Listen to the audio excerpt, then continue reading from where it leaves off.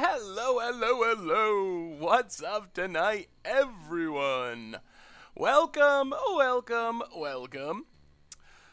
Good to see ya. Uh-oh. Why is the overlay on the bottom? There we go. What's up, Philip? Icerny, Admiral Average, Squeaking Squashing, Awesome Dude, how goes it today? D-Manny, enjoying your break from work, I hope. AK Average, Chicken Fajitas, what's going up? What's going on? Master Left, Steel Wolf, Captain Marsh. This deck is really interesting. We have a new subscriber, 5 months in a row. Oh my god, so excited. Night Owl, well, welcome to the Fishbowl, and thank you for your subscription. Big scoops cheer for our new subscriber. Awesome. Thank you so much. What's up, D-Manny? Jay Zoller, how goes it? Good to see ya. Yeah, these results are certainly going to be unexpected. Well, D-Manny, of course, if you can't catch the whole stream like everyone else, you can always go to the MTG Goldfish replay YouTube at some point in the future and check it out. It'll be uploaded there in the future. What's up, Daniel from Brazil? How goes it? So, yeah, make sure to check that out if you're looking for old streams. Damnation 75, 4 months in a row. Welcome to the Fishbowl, and thank you for your subscription. Big scoops cheer for our new subscriber. How's it going tonight, everyone? Yeah, I have no idea if this deck's gonna work. That's right, we do have new merch. And honestly, this is gonna sound funny coming from me, because I work for MTG Goldfish. I do Magic for a living. I did not know that these were even a thing, but they are. We have new merch, and they are bags for your playmats. So if you're looking for a stylish playmat bag, holds up to water, 2 playmats, water resistant, all that sweet stuff from Ink Gaming.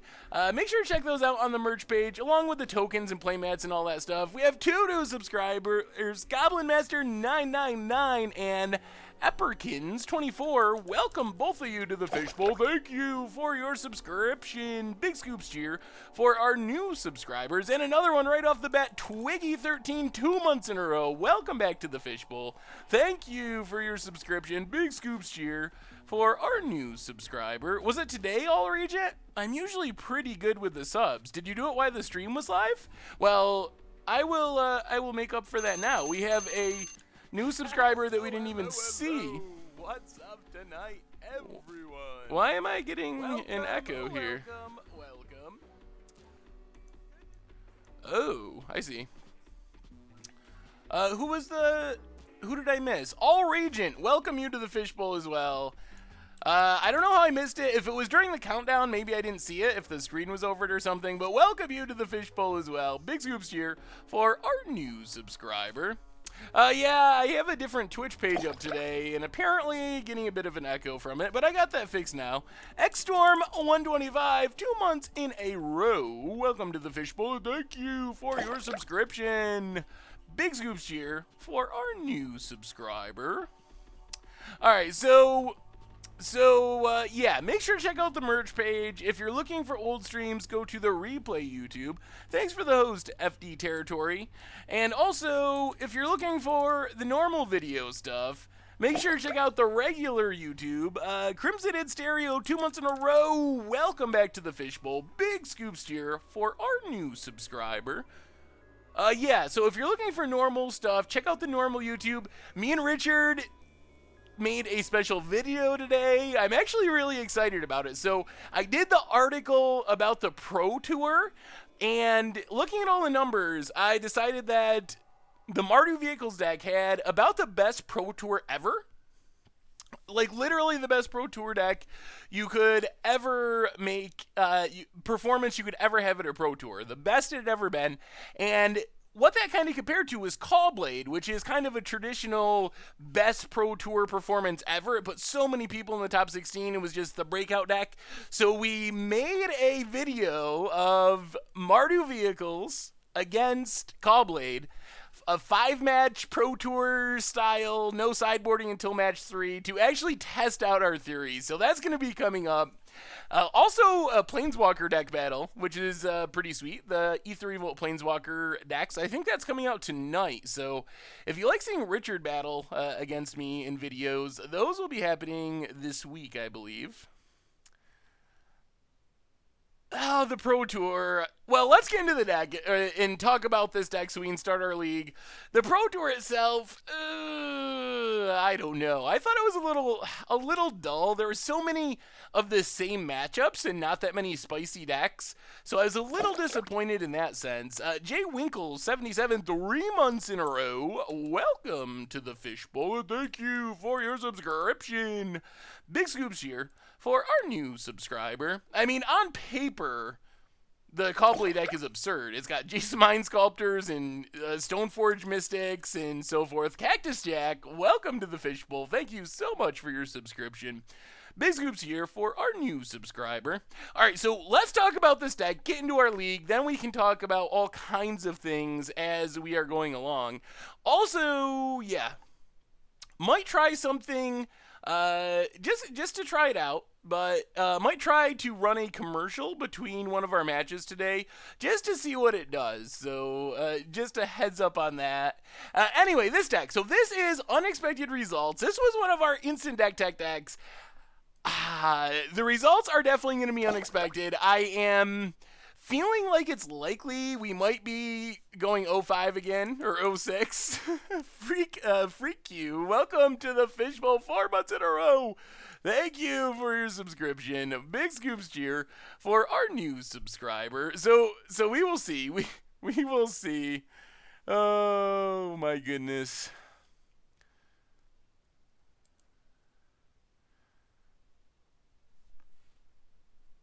Give me just a second here. Apparently there's a chat issue.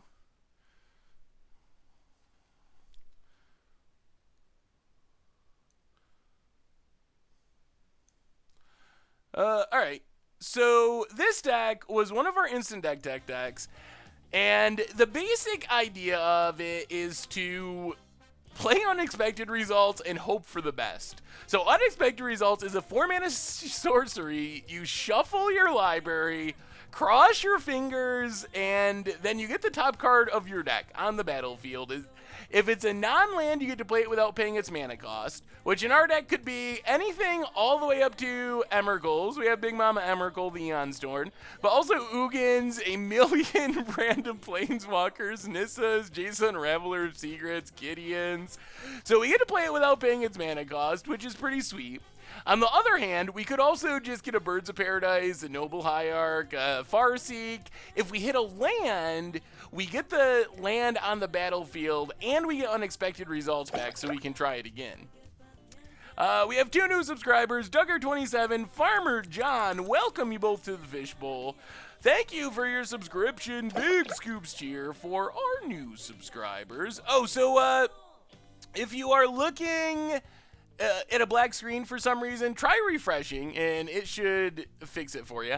So that's the basic idea of the deck. We got Bring to Lights to find the Unexpected Results. We have a ton of ramp to get to it quickly, maybe on turn 3, and then backup plan, Aid from the Cowl, a new card from Ether Revolt, has Revolt at the beginning of our upkeep if a permanent left the battlefield. So like if we sacked a Sakura Tribe Elder or one of our fetch lands in our mana base, it's kind of like Unexpected Results. We reveal the top card of our library. If it's a permanent, we put it on the battlefield. So it's a way we can get any of our Planeswalkers, our Emrakuls, all that stuff. Dragon Maids 28, welcome to the Fishbowl. Thank you for your subscription. Big scoops cheer for our new subscribers. So there's not really, let's talk about the sideboard. Someone asked about rigging the deck, and we should talk about that really quickly in a second. Sideboard, really crazy. We get some Gacellas for life gain, I guess. Crumble the Dust for Tron, Corrosion for Affinity, for Affinity. Thrun for control deck, Supreme Verdict, Dispels to protect our Aid from the Cowls, I guess. 3 Baral's Expertise, I have no idea. I guess we get to bounce our opponent's stuff and play an Unexpected Results for free. Gyarados for control, we can meld the Gazellas with our Brunas, and Engineered Explosive. So this is what we're trying to do. Is it gonna work? It seems very unlikely, but it might. Oh, well, thank you, Damnation. I know I shouldn't be expecting anything with this deck, but if we can win a couple games with it, I will be very happy. If we actually win matches with it, I will be utterly thrilled. And, I mean, you just never know. We could definitely get lucky and just get some turn 3 Emrakuls. We could also get unlucky, but that's the fun of unexpected results. Spin the wheel. Someone mentioned trying to manipulate the top of your deck. It doesn't actually work because you have to shuffle your library first. So even if you like Scryed or had Sensei's Divining Top or something like that, then you would be able to, you wouldn't be able to really take advantage of that because it would shuffle. Did I happen to check out the Indomitable Creativity deck I sent you a couple days ago? Zach Arrow, I did, was it a Devil with Devil token makers? Was it like mono red? I saw a mono red one, but I thought I responded to that email, but maybe you sent me another one and I missed it. So let's try a league with this. see if we can get an unexpected win or two. We are definitely doing friendly modern league. We are not going competitive with this one. Gotta save our ticks because it costs more to get into the competitive league. So all right. 80 play points. Let's do it, boys and girls. Spin the wheel on unexpected results. Oh, I'm really excited. I'm also expecting to lose like crazy, but I'm really excited to actually give this a shot. All right, we will be right back with the match.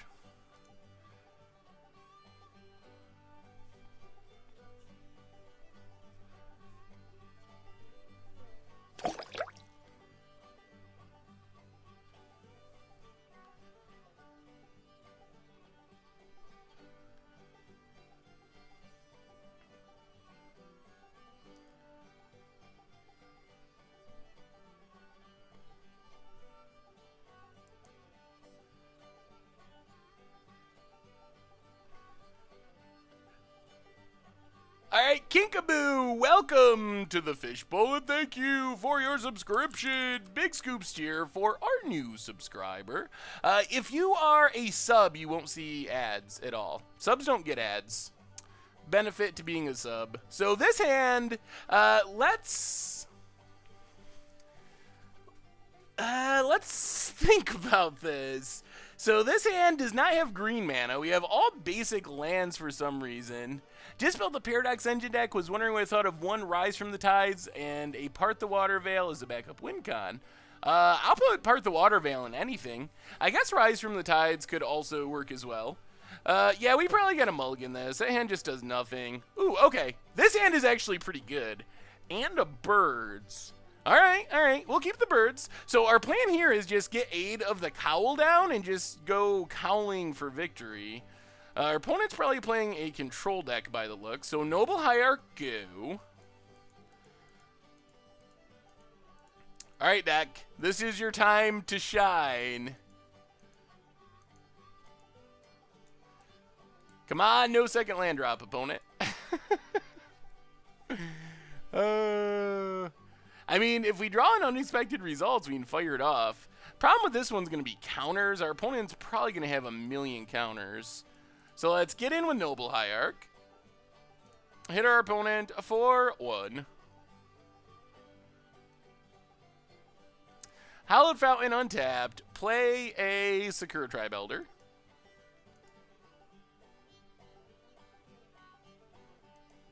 We want to save our fetch lands to trigger Aid from the Cowl if we possibly can.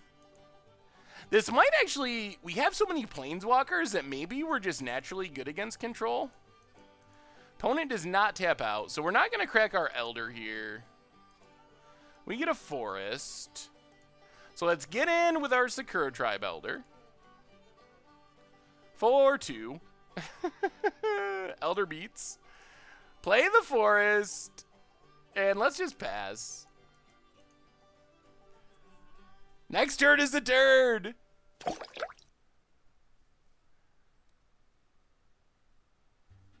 I'm not gonna just slam the Aid from the Cowl into a counter anyway. I'm just really not interested in that. Ooh, that's a Bring to Light though.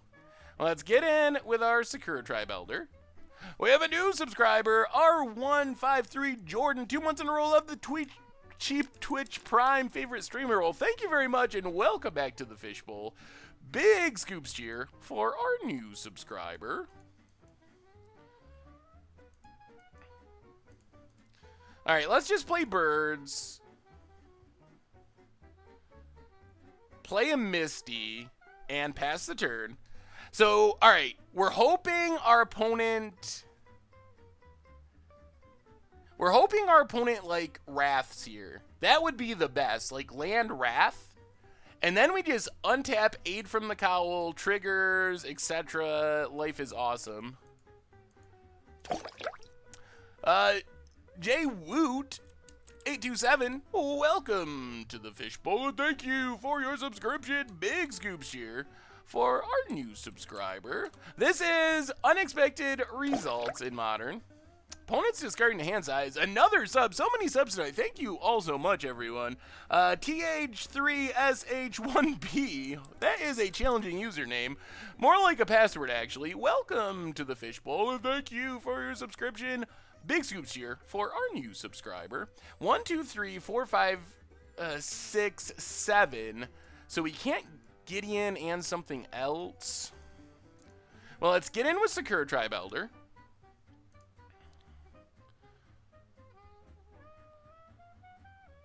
Opponent takes it.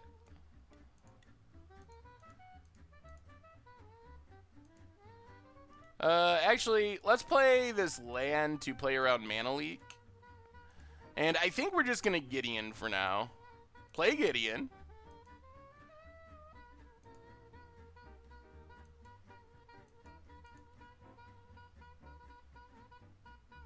What do you got, opponent? If Gideon resolves, that's pretty good on its own. Maybe we got the best deck in Modern. Negate? Are you for real, opponent? Alright, pass the turn, pass the turn, pass the turn. I guess it makes sense that our opponent has a million counters. Opponent passes. Ooh, an Elspeth. Well, let's get in with our Sakura Tribe Elder.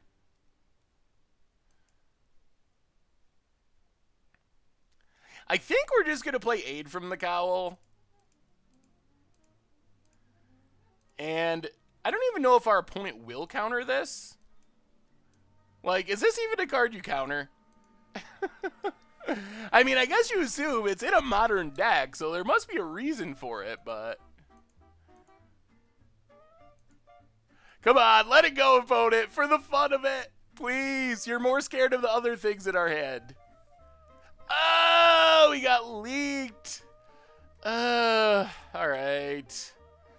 Pass the turd.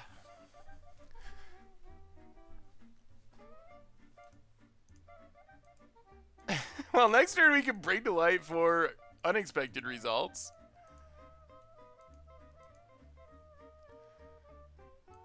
Temple Garden. Well, let's get in with Sakura Tribe Elder. Opponent's down to 8. Temple Garden untapped.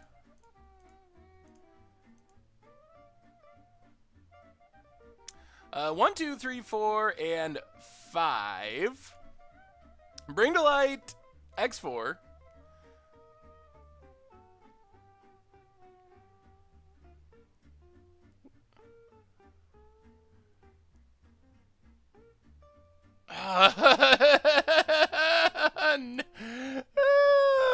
Shadow of a doubt.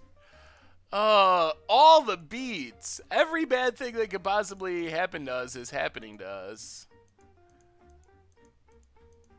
Opponent got the land. Well, if they Wrath, we just get to slam Elspeth, and that's still pretty good. Ooh, another Aid from the Cowl. Well, let's keep attacking with Sakura Tribe Elder.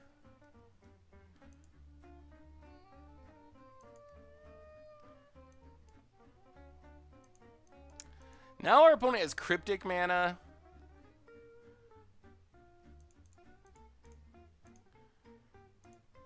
Well, I guess we play Aid from the Cowl. Oh my god.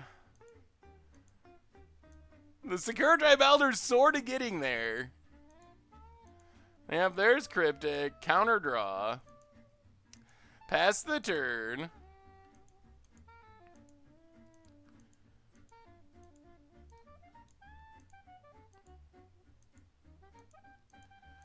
Oh, so many things countered. All of our Aid from the Cowls. Our Brigdolite, our Gideon. This is not working the way we had hoped. I mean, we're still doing okay. As we're getting to the point where we're going to force our opponent to do something. What's up, Strong Badinator? Only 7 months till I have my sub, baby. 2 months in a row. Well, thank you so much for your subscription and for your support. Big scoops here for our new subscriber. Our opponent is deep in the tank. I think they have a Wrath, but they're worried about tapping out. But we're getting to the point where they're going to have to do something, or we're just going to win with what we have on the battlefield.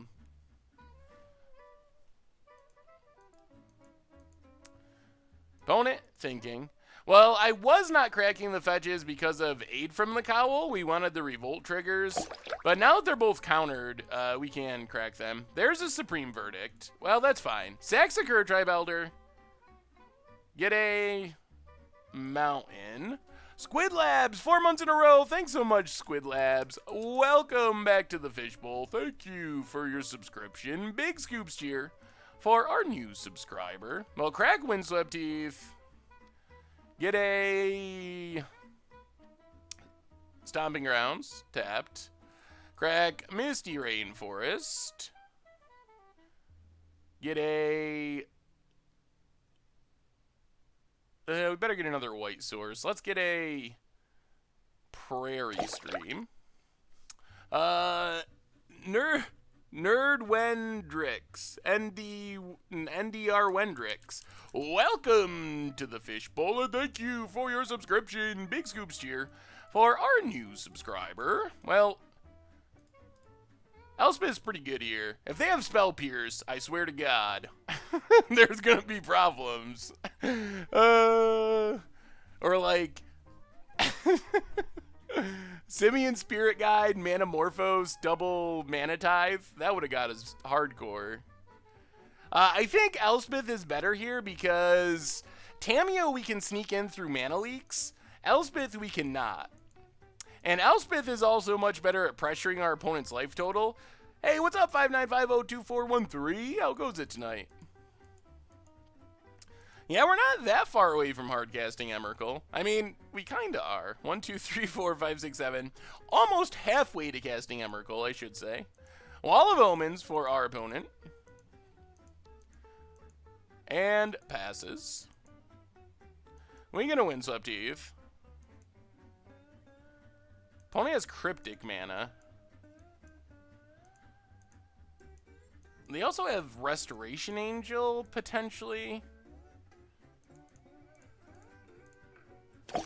Well, let's play Tamio, see what our opponent does. Wintermaster, 4 months in a row! Welcome to the Fishbowl, and thank you for your subscription! So many subs tonight. Also, the Spellweaver. Also, so many subs. You all are super awesome. Welcome to the Fishbowl, and thank you for your subscriptions. Big scoops cheer for our new subscribers. I cannot properly tap to cast this. Oh my god. Oh, I'm trying to tap this for blue and white. I see. I see. We're learning. Tamio. So, this is kind of a cryptic test. If they don't have Cryptic, then this is fine. Good, even.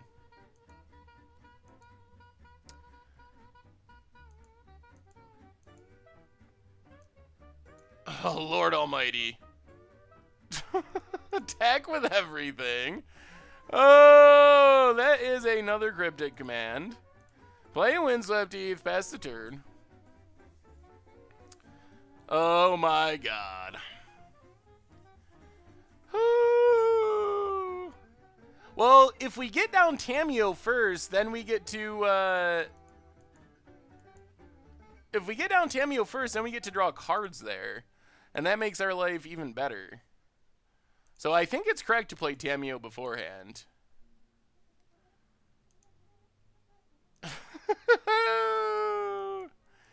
Alright, now we definitely attack beforehand.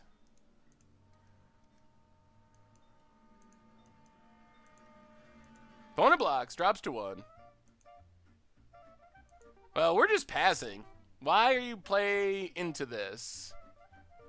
What do you got, opponent? What do you have?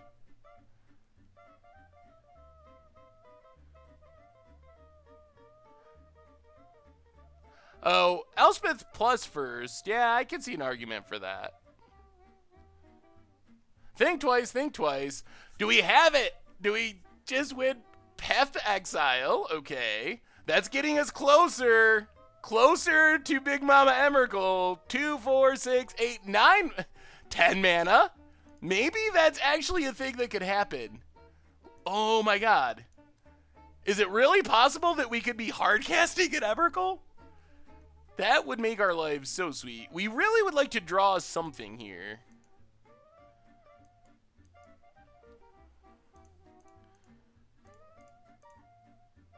Well, Elspeth, let's see it get countered. There's a Snapcaster.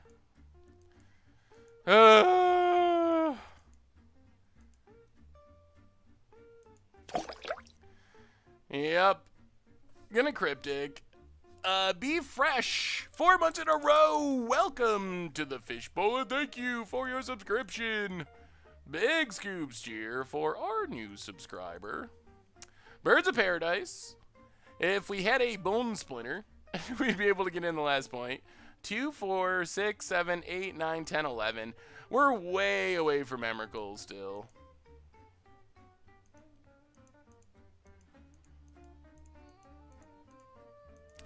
What's our opponent have?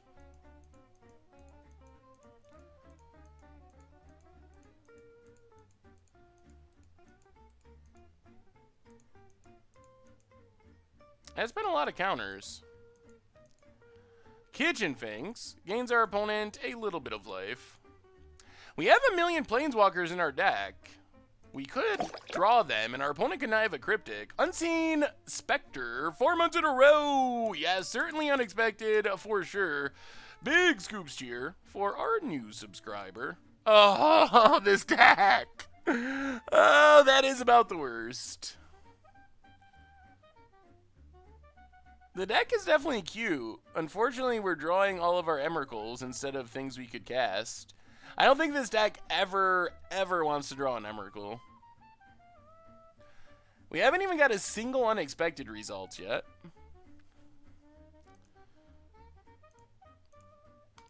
Alright, Sakura Tribe Elder.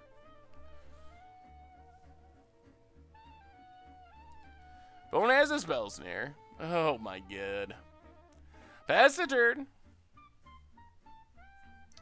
This has really been an epic amount of counter spells. Opponent gets in with Kitchen Finks.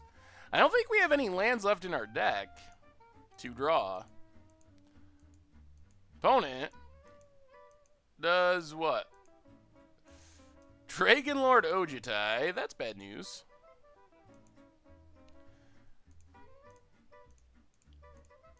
Well, play a Gideon.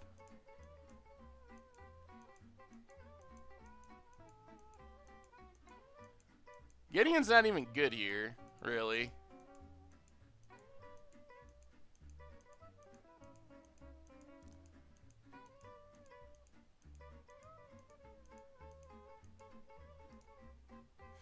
Alright, make a 2/2. And pass the turn.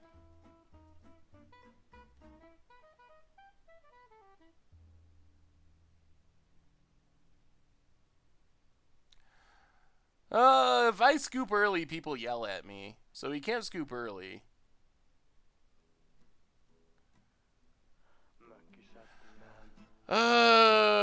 Opponent, very very good at drawing cryptic commands. Alright, onto the sideboard. This deck is interesting. Well, we get a Keranos, we get a Thrun. Maybe Dispels if we can find a way to make them fit. Nothing else is actually good in this matchup.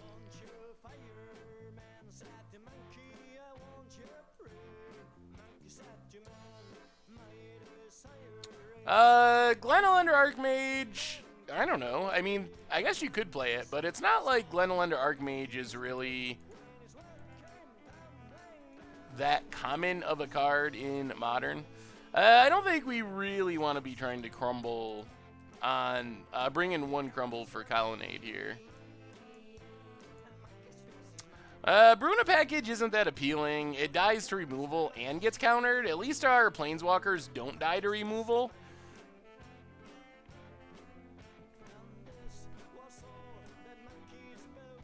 Yeah, but we don't really have anything to get back. Like, it's a cast trigger, but what are we going to reanimate? I guess one of our 2 Noble Hierarchs? That'll teach them. We gotcha. That recursive Noble Hierarch. What's up, Drake and Vulture? Thrun is great. Thrun is going to be one of our best cards in the matchup. I mean, in theory, if we ever resolve a Planeswalker, it's going to be very solid in this matchup. Or anything. Like, we just never resolved a meaningful spell. I guess we've eventually stuck in Elspeth. That immediately got Cryptic commanded back to our hand and countered. Yeah, but Gliss also dies to everything. Wraths and Paths and all that fun stuff. This only reanimates humans or angels, unfortunately. And this is a Snake Shaman, of all things. What are we taking out?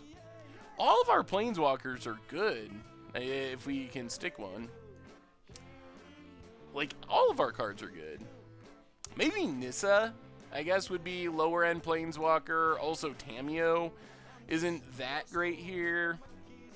Ugin is so expensive, but we also need to be able to hit things with unexpected results, which puts us in this odd position.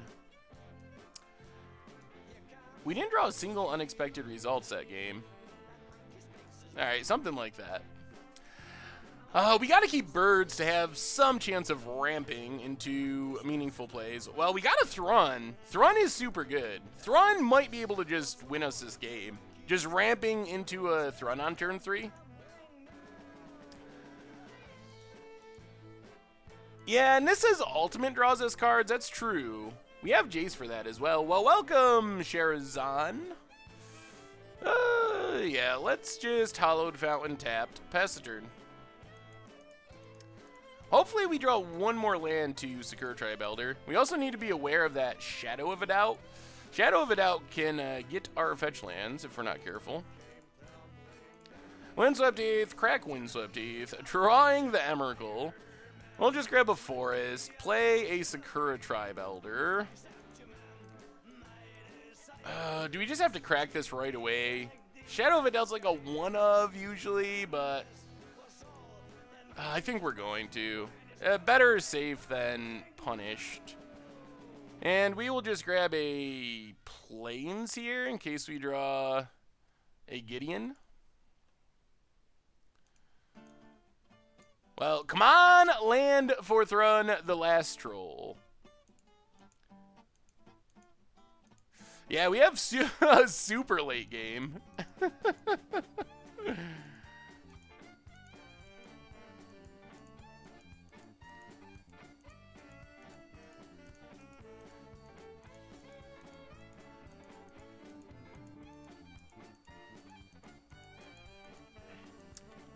Thrun will take care of himself. Island Ornithopter, Ornithopter Rebuke. Yeah, that would have been painful.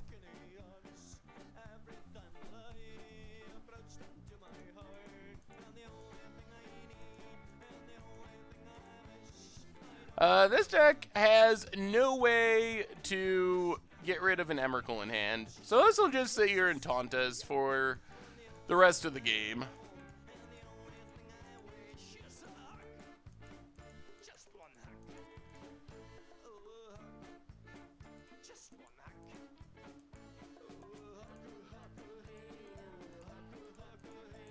Opponent's in the tank. Yeah, Nahiri could be good. So far, we are in our very first round, and we are 0-1. Ooh, man, could you imagine how punished we would be if we had gotten a forest? And it's a birds. Well, let's just secure Tribe Elder. Crack it. Get a forest. Pass the turn. Yeah, I guess our mana base is pretty crazy. It's still a little surprising that our opponent left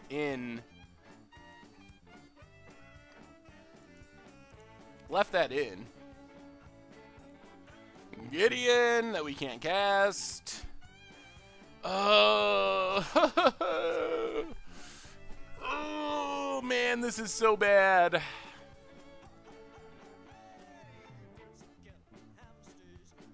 Is Bring to Light kind of a no-bo with results?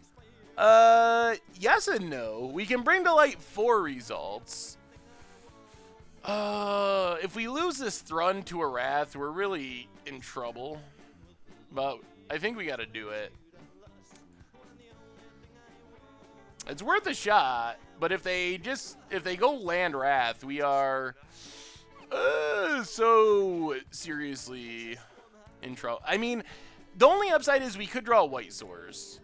If they go land Wrath and we draw a White Source, then we just get to follow up with Gideon, and that's pretty fine. Opponent thinks twice. All right, as long as they don't have Wrath this one exact turn, then we can start leaving up regeneration, and then things are good, and we just ride Thrun until we eventually win. All right, no Wrath. We have another issue, and that issue is Blessed Alliance. Now let's play birds. Yeah, we got the White Source, but it, I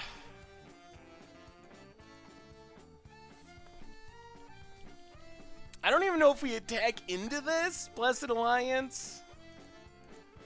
It's so bad. They have Supreme Verdict. We saw Supreme Verdict, so I'm pretty confident that's the Wrath they're playing.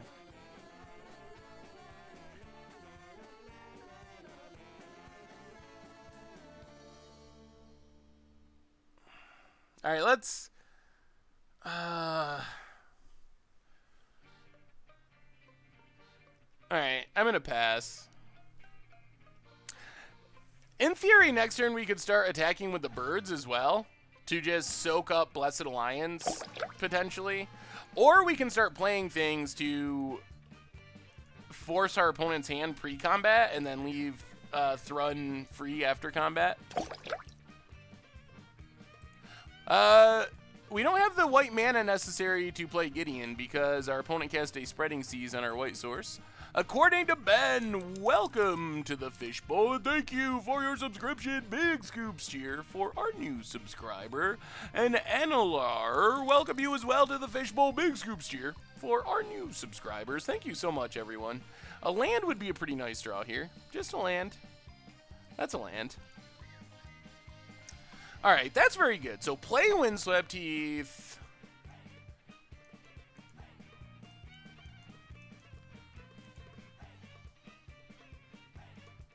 Crack Windswept Heath. Get a Canopy Vista, I guess.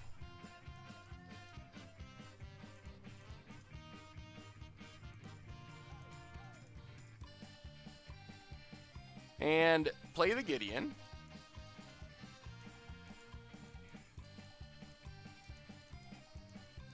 You cannot regenerate through the sacrifice. We can't regenerate through a Blessed Alliance.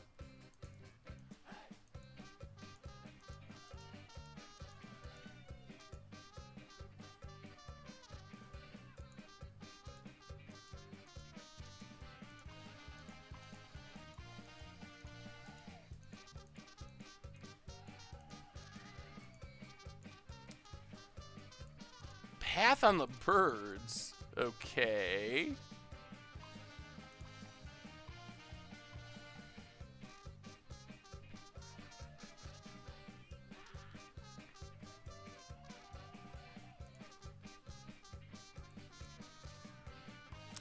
Let's grab the red source.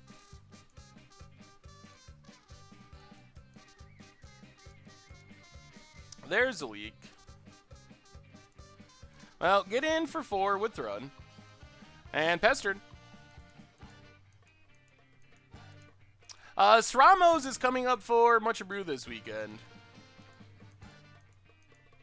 Ooh, Pona has an Elspeth. Destroys our Thrun.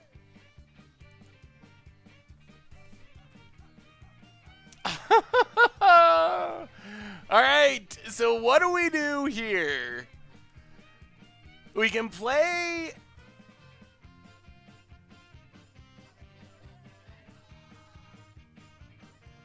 Yeah, this is match 1. So we can play Aid from the Cowl. The other option, we can bring to light for unexpected results. Spin the wheel. Trust the heart of the cards.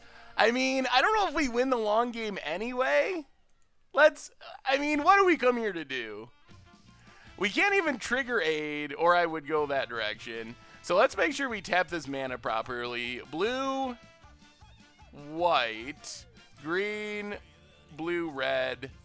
All right, bring to light, X4. Oh man, I know we're gonna hit something horrible, but we're gonna go for it. Unexpected results. Come on, be nice one time.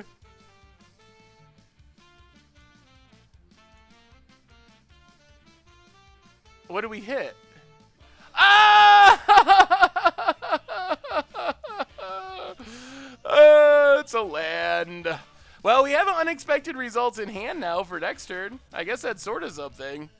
The Wheel of Unluckiness. I opened the wrong window, but it was a Windswept Heath that we hit.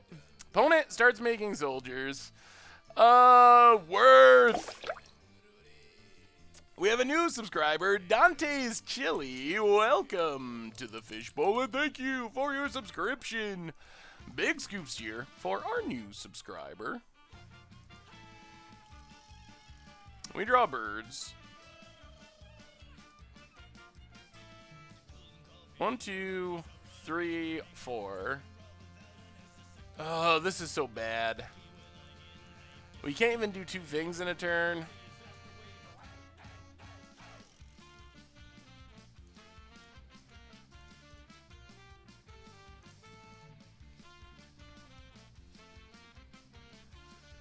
Well, let's bring to light.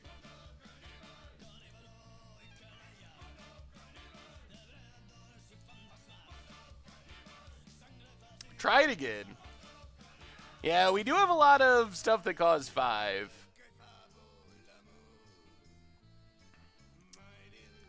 I wish we could play 2 things in a turn, but we're kind of a land short.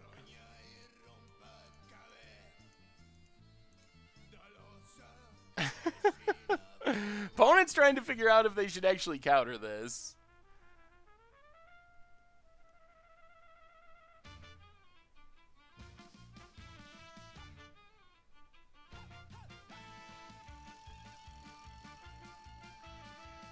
Yeah, I mean, we're going to bring to light for an unexpected results. Then we cast birds no matter what happens. And then next turn we have enough mana we can unexpected results and Aid from the Cowl. So maybe having 2 of them will be enough that one of them will sneak through. But Seiju actually could be good. It's a little challenging with our crazy mana, but alright. Unexpected results, cast it. We have a new subscriber, Great Germ. Welcome to the Fishbowl, and thank you for your subscription.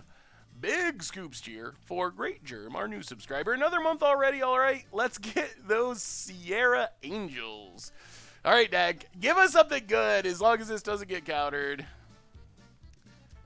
Alright, opponent counter draws. Well, we play a birds. And pass the turn. Next turn, we get to spin the wheel again. Spin the wheel twice, or attempt to. Maybe our opponent's getting low on counters, and we can still steal this game if we spin the wheel into an Emrakul. So let's see. Opponent gets in, down to 15. If they have multiple counters left in hand still, then we're going to be in trouble. Plays a Temple, gets a Scry. Only 4 cards in hand. Some number cannot be counters. Opponent passes. We get a birds again. Well, let's get unexpected. Really? Snapcaster. 4 cryptic. Well, we're gonna get an aid from the cowl down. And that gives us a chance, sort of, maybe. Ish. We've been cryptic so many times. Counters, draws. So crack Windswept Teeth. Grab a Prairie Stream. Play aid from the cowl. Alright, deck, come on! We spin the wheel. Oh, we're so unlucky. Oh, thanks, SG Doc. Oh, my God. Aid from the cowl only hits permanents, and what do we hit? An unexpected results. Okay. For some reason, it gave us the option to put it on the top or bottom of our library. That's not correct, is it? Reveal the top card of your library. Oh, you may put it on the bottom. All right, so it is correct. Opponent gets in. They probably could have, you know, not quite kill us. So far, our results have been not great with our unexpected results. Come on, let us resolve it, opponent, please. It'll probably just be a Birds of Paradise. Give us a try. Let us try. It's a Jace. Well, we'll cast it, I guess. Well, we got value. We turned a 4-mana card into a 5-mana Jace. I guess we scry and draw? What else can we really do? Aid from the cowl to the bottom. Oh, Ugin would have been so good. And that does it.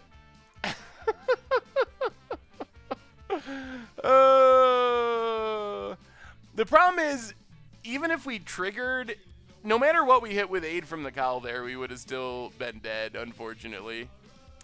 All right, so off to a predictable start, I would say, with unexpected results. 0-1. And the thing is, like, you get all these random spins, and sooner or later, our spins are going to be good. What was the punt there that you thought, Squid Labs? Oh, I got punted and unpunted in the same second. Well, and the problem with a Planeswalker is it triggers on our end step, so we wouldn't actually be able to activate it till the next turn, and we were just dead on board there. Alright, well that was interesting. That seems like a weird matchup. Not usually that many counters available. So let's give it another shot. See how it goes.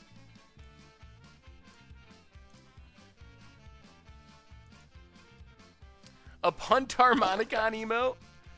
Alright, well we have ramp and we have an Ugin the Spirit Dragon.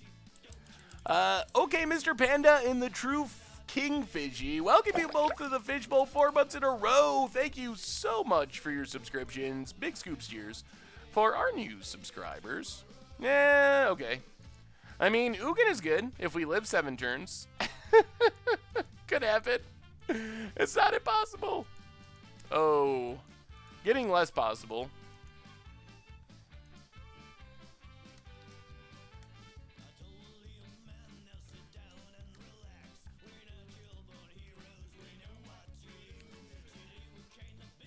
Well, there's a Bring to Light. All right. Well, we might get to fire off unexpected results, and that could be good enough. It's possible.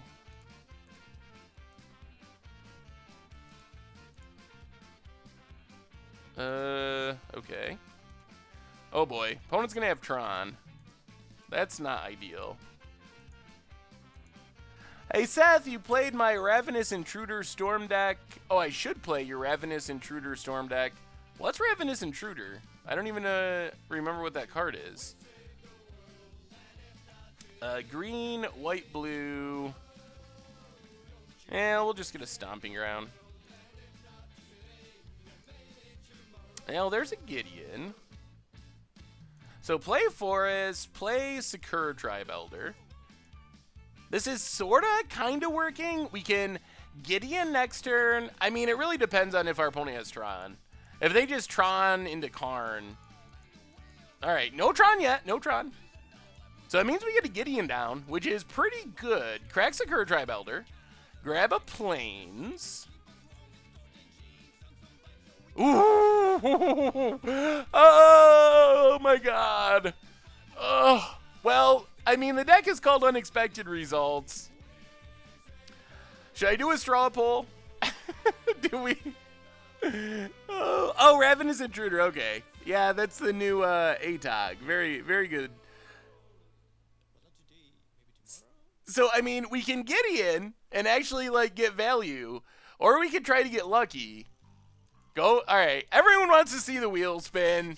So, I mean, that's what we got to do. Play our... Well, let's get a land out of our deck. We can Misty Rainforest. Yeah, Misty Rainforest. Crack Misty. Get an island. And, all right, deck. Pull up our reveal zone. This is the most important thing. Actually, we can pop it out. Come on, Unexpected Results. Come on, be good to us.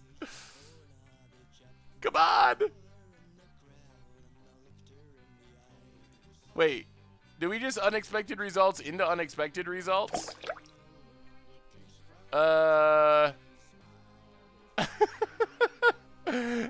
a win. Welcome to the fishbowl. Thank you for your subscription. Well, I guess we cast the second one. Ah! Alright. Well, that's not how we drew it up. Unexpected Results into Unexpected Results into a Windswept Heath. So far we haven't had anything. Come on, no Tron. Alright, not Tron. That means we get another spin. Another bite at the apple.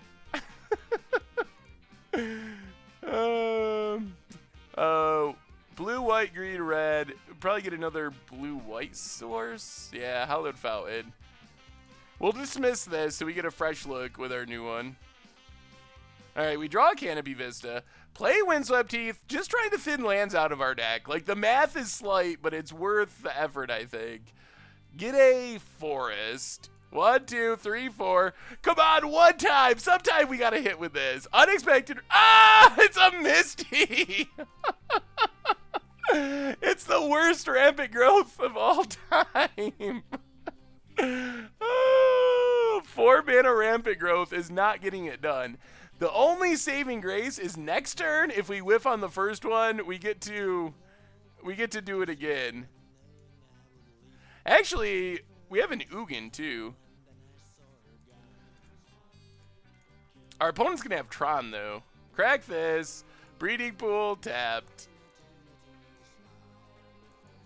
Noble Hierarch. Alright. So we can't just play Ugin. Is that worth it? No, that's not worth it. Let's play Unexpected Results, and then we can always play Gideon. Then we can Ugin next turn to clean things up if our opponent plays a Planeswalker. And we could hit an Emrakul and just win. Like, sooner or later, we're going to hit something. Unexpected Results? Oh, no!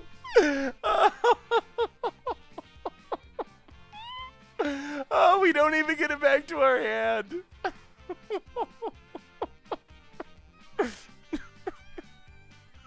Oh my god. 12 mana. We've gotten 2 lands and a Birds of Paradise. Oh. I think the problem is I'm not lucky enough to play this deck.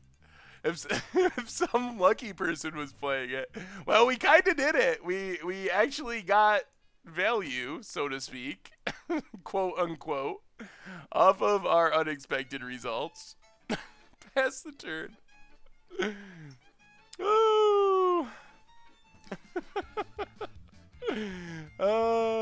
Actually, these are kind of the results I expected. What big horrible thing does our opponent have? You know, next turn I'm probably just going to bring to light for another unexpected results. That's a Karn. Actually, if our opponent Karns kills Gideon, we might have to play Ugin kill Karn. Although hitting an Emrakul is the easiest way for us to win this game, off unexpected results. Alright, there goes Gideon. Yeah, we are short on Identity Thief in this deck. Sylvan Scrying, alright. The stack, we need to... Here, our reveal zone can go over here. That's a little better.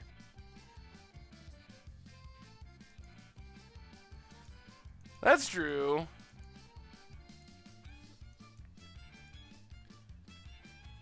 What do we draw? Tamiyo. 1, 2, 3, 4, 5. Ooh, we can do everything. So let's play Noble Hierarch.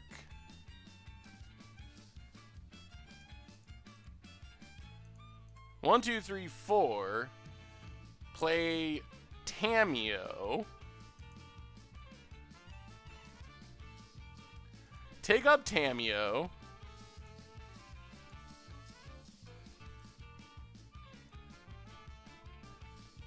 Get in at Karn.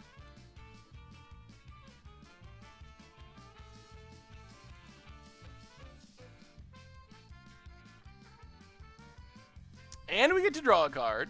Tamiyo paying off. Another Noble Hierarch. Well, blue, green, white, red, Birds of Paradise. Come on! Come on! Finally, let's do it. Bring to light, last unexpected results, cast unexpected results. Ah! Tits of Plains! Ah, we're up to 16 mana. 16 mana spent. 4 oh, 4 cards hit. 3 of them lands. 1 of them a Birds of Paradise. These results are becoming more and more expected. There's an Ugin.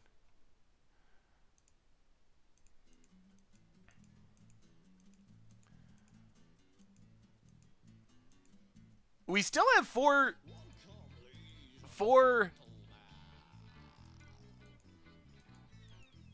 Emrakuls left in our deck. Ugh, and a Karn?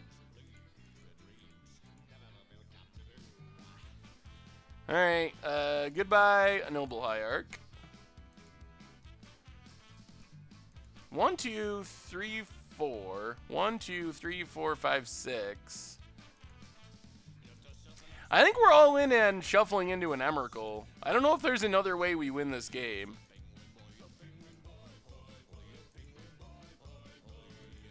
Non-Emrakul card, please. Now we're down to 3 Emrakuls. Alright, come on. Come on. Our luck's got to get better. Okay. I guess that's sort of, kind of a card. There goes our unexpected results, though. We've used them all. They're all gone. Scry draw.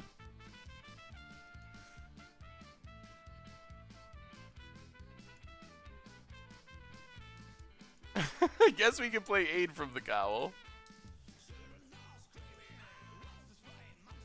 We didn't have anything leave the battlefield this turn, so we don't get a flip off that.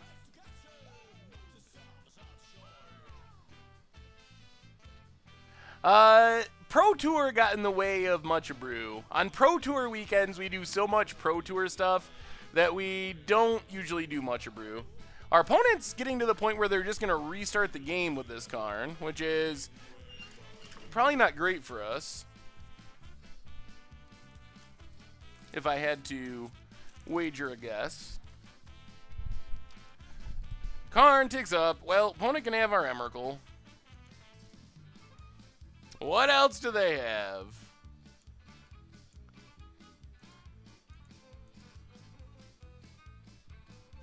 Oh, man. Our opponent's so much better at playing big things than us. Thanks, Nolly. Have a good night. So far the results have been fairly expected, and it's us hitting lands over and over again. 4 mana, random rampant growth. Occasionally a Birds of Paradise. Once a Jace. Nothing good, though. Alright. Whew. Okay. Well, we can bring in Crumble to Dust. We can unexpected results into that to get rid of a Tron land. Otherwise, we just don't have much. Brawl's Expertise doesn't really do anything. Dispel, not for this matchup. Creatures, not really. Thrun dies to Ugin. So I think we just gotta flip better. I think that's the name of the game. We'll just go down to Jace. Not super exciting in this matchup.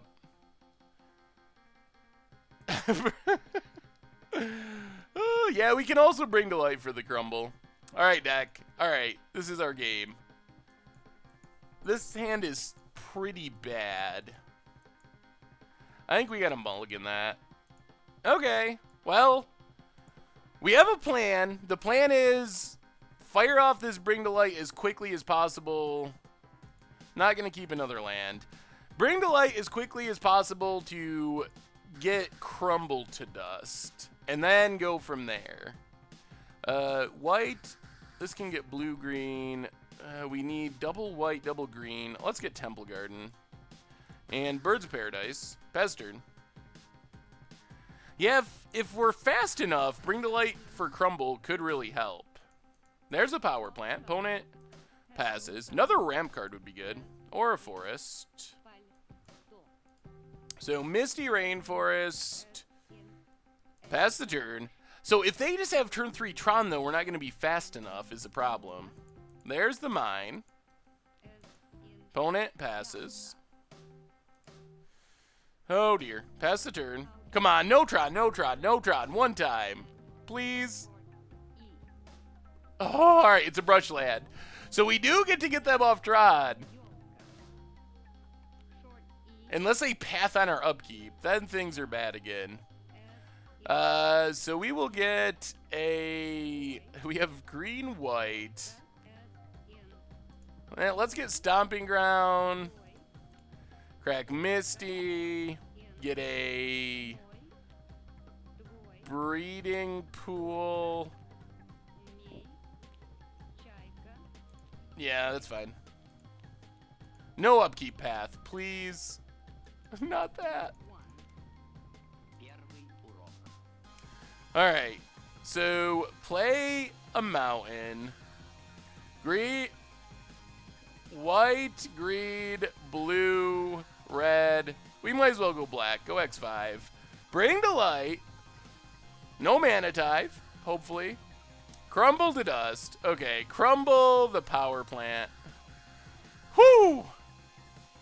Well, we don't have much going on, but we're not going to get Troned. Opponent's hand is Brushland, Ghost Quarter, O-Stone, Life from the Loam, Karn. Interesting. Okay, so what else is in their deck? 1 Ulamog, some World Breakers, some Worm Coils, 3 O-Stones, a Thragtusk, 2 Ugins. They only have 1 Karn. Oh, there's the rest of the Karns. All right.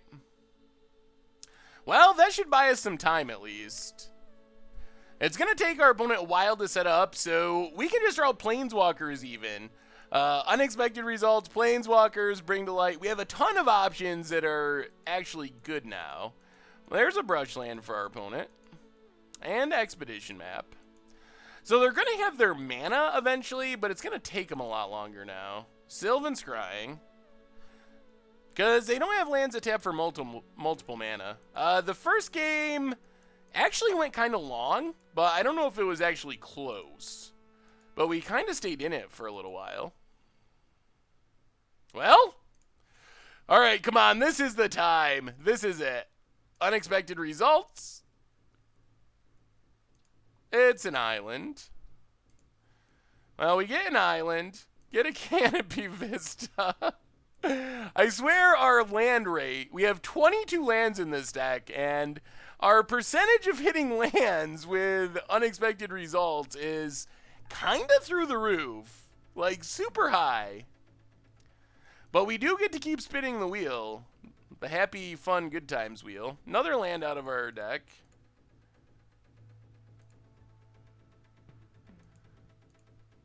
Blue, green. All right, so unexpected results. Average hoster, 4 months in a row. Welcome to the Fishbowl. Thank you for your subscription. Oh, man, the beats keep coming. They drew a warping whale. Oh, my God. Oh, boy. Oh, boy. Yep. We don't even get a land this time. Delta J Ford, welcome to the Fishbowl, and thank you for your subscription. Big scoops cheer for our new subscriber. Our opponent's still going to get down this Karn, and we haven't drawn a single threat. Our deck is overloaded with Planeswalkers, and we haven't drawn a single thing. Ghost Quarters us, sure, we have a million basics, we don't really care. I guess we just get an island. That actually puts them down a land. I guess they can start looming at some point.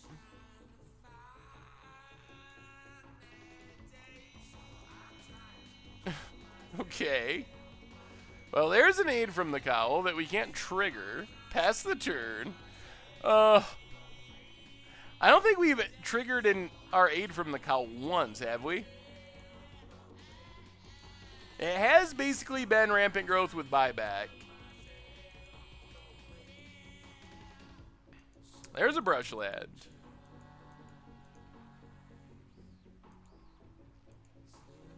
Well, it's going to take our opponent a while to...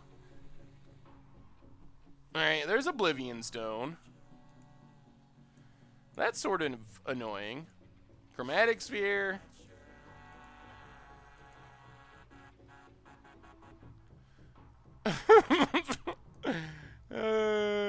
Yep, pass the turn.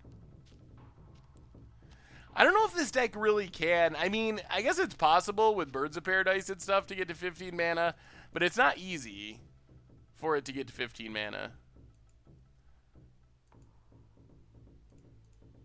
Now that we drew another Emrakul, we get to unexpected results.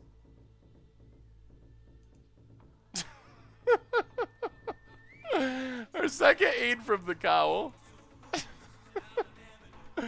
Oh, wow. Wow.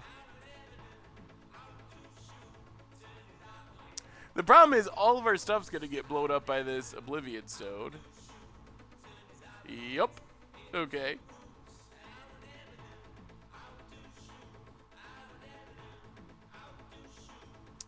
Here comes a card. And I don't even know. Like, we got our opponent off Tron, and we still haven't even came especially close to doing anything relevant. And they're not playing Karn, though. Ancient Stirrings.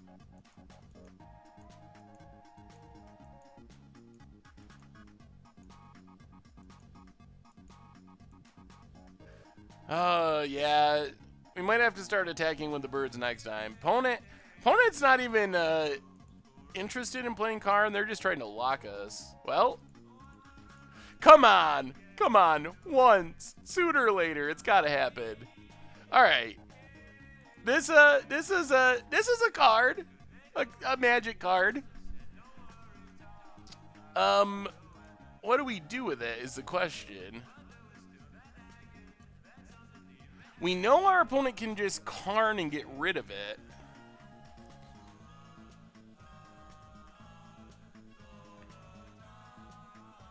Well, we got a hit. That's actually a real card. We might have to just get something back. It can only get back permanents, though. So it can't get unexpected results, unfortunately. I would totally get it if we could do that.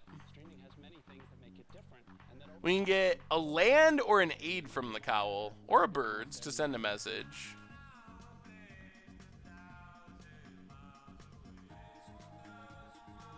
Yeah, we might have to. I think that's the only realistic play, because we know our opponent can just Karn our Nissa. So if we get in for 5, it's just going to die next turn. So we might as well get some value out of it while it's on the battlefield. And we could draw like a fetch land or something to trigger this. We have all 4 Sakura Tribe Elders left. And you never know, once we aid, could be one of the Emrakuls that's not still in our hand.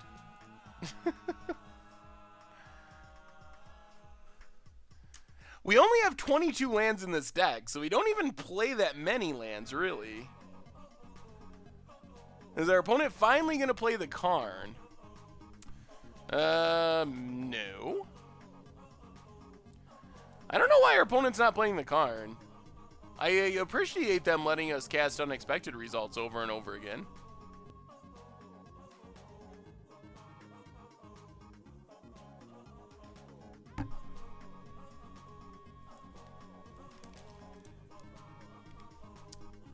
Opponent passes by the looks.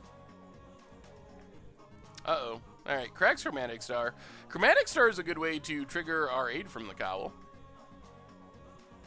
Yeah, I think our opponent's playing with us a bit. Alright, there's a Thragtusk. Thrag Daddy. Hey, it's a fetch! So, aid from the cowl. Windswept Heath. Boom. Crack Windswept Heath. Well, we know they have a Karn in hand, though. Paragate Gate. 4 months in a row. Another month of great content. Hope you win Commander Clash sometime this year. Yeah, sooner or later it'll happen. Oh, thank you for the subscription. Also, Calamari, welcome to the Fishbowl. Thank you for your subscription. Big scoops cheer for our new subscriber.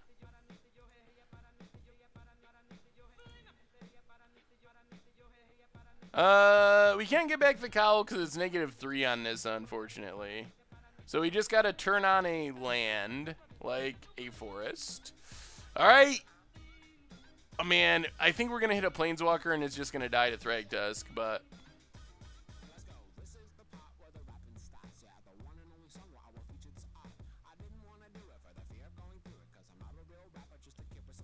well, we get a Plains. We just can't get away from those lads. No matter what.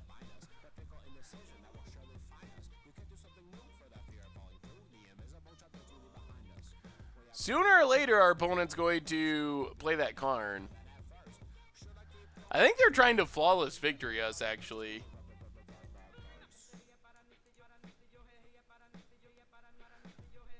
Aid from the cow would be so much better if it triggered both turns. Goes after Nissa. Well, let's block. What do we need those lands for?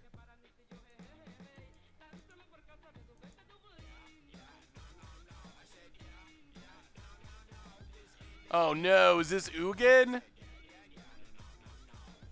Ugin's bad. That's really bad.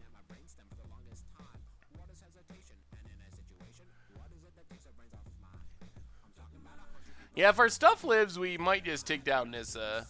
Oh dear. I think that does it. Come on, take it up. Just shoot us. Don't redirect. You don't want to do that. Well, we got to aid from the cowl. Can we trigger it? We can. Windswept Heath. Crack Windswept Heath. Get a Hallowed Fountain tapped. All right, aid from the cowl. Keep an eye on this reveal zone. Something's going to happen. It's a noble hierarch. I don't know if it's possible to run worse than this with randomness. This is why I get sick of Hearthstone quickly. The dream lives and dies very quickly. Opponent passes. Well, we get another shot. Secure Tribe Elder. Correct, Secure Tribe Elder. Get a forest. Alright, aid from the cowl. Let's get rid of this noble hierarch. What do we get this time? Alright. Tamio, can't take it up. Technically lives, though. Opponent is going to ultimate a Nugan.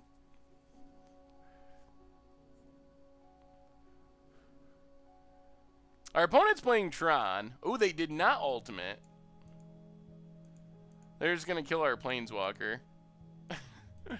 We should probably... I don't think we have enough lands to actually cast an Emrakul in this deck.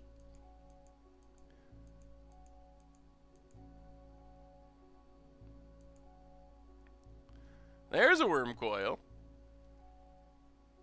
It's another Revolt Trigger. Secure Tribe Elder. Get rid of that. Why does that happen?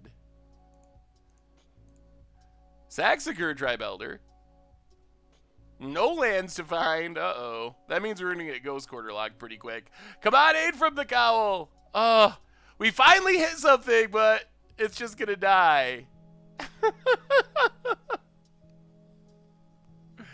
Oh.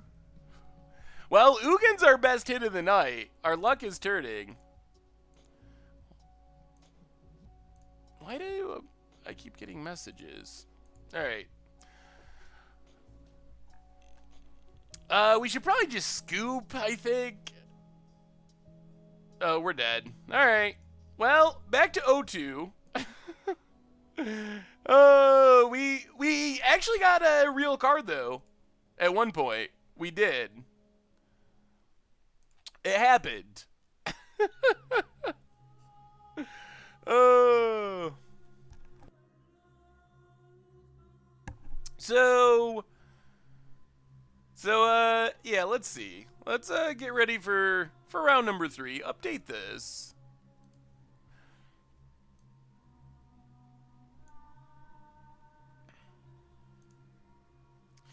All right.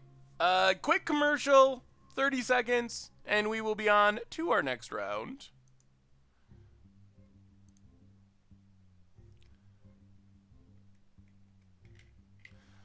So,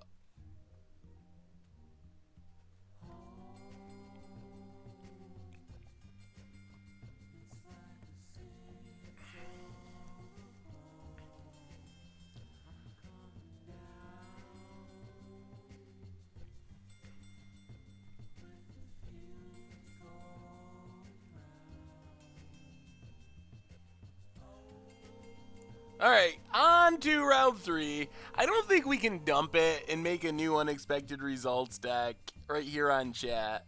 What's my favorite type of olive? I actually hate olives. Oh man, this is a nut draw. Farseek, Bring to Light. We can, if we draw a land, we can potentially, oh man, Tron again. Well, this is the time. Sooner or later, we're just going to get lucky with this unexpected results. It's going to happen. It's got to happen.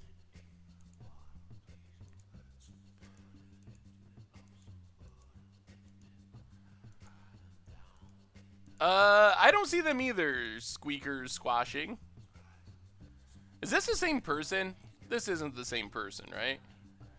Well, get a forest. Play a plains. Play Secure Tribe Elder. Well, we get to start flipping the wheel. Flipping the wheel? Flipping the coin, I guess, would make more sense. Flipping the dice. Dice in the flip. What do I think about Eldrazi Tron? It's pretty good. Oh, this is Eldrazi Tron. Okay. Well, we're going to get an Emrakul here. I'm feeling good about this. I really am. We're going to... So we have 4... Let's we should do the math on this. What are the odds that we get an Emrakul right here? So we get a mountain. Odds of an Emrakul. We have 48 cards in our deck. We also have basics of almost every color. We'll grab an island. 47 cards in our deck, 4 Emrakuls. So we're looking at just under 1 in 12, I guess, that we shuffle into an Emrakul. Pretty close to 1 in 12. Well, let's get it. This is our time. This should pull up the... We need the window. All right, here's the window. The window of good luck, I'm going to call it from now on. And, yeah, unexpected results. Come on! It's got to happen sooner or later. It's like opening a masterpiece. That's what I feel like. I'm just cracking box after box. Sooner or later, we're going to open the masterpiece, and it's going to be super sweet. We might lose a ton of money along the way, but once we get that sweet masterpiece, it's all worth it. Oh, the no. Oh, man. We found the card that's worse. Worse than Birds of Paradise. Bring to Light X0. The absolute worst hit in our deck. Maybe we should have like a single Dryad Arbor. Just for that situation. Mott's Bagel, welcome to the Fishbowl, and thank you for your subscription. Big scoops cheer for our new subscriber. Oh, so unfortunate. We got more shots at it, though. That's the good news. Yeah, it could be Ornithopter. And some improvised cards, maybe. Another Matter Reshaper. Opponent passes. Well, we might as well bring the light for it here. I think. So grab a land, because that gets another non-Emrakul out of our deck. Bring to light, unexpected results. Cast unexpected results. Get a... Hey! It's an Ugin! That's as good as we've done so far. Not exactly good against Matter Reshapers, but that's pretty reasonable. Shoot down a Matter Reshaper. We did it! We did it, boys and girls! Oh no, that's a Reality Smasher. Pass the turn. I haven't picked my viewer-submitted deck yet. I think, like, Richard maybe picked his, but I haven't picked mine yet. I'm going to pick it tomorrow before we record. Opponent gets in with Matter Reshaper. Do they not have a land? Opponent passes. Are we doing this? Is this happening? Well... Shoot down Matter Reshaper. Opponent gets an Expedition map. Ooh, that's going to give them Tron. Well, I mean, let's do our thing. Actually, we should crack the land first. Misty, crack. Yeah, it doesn't matter. Let's just bring to light.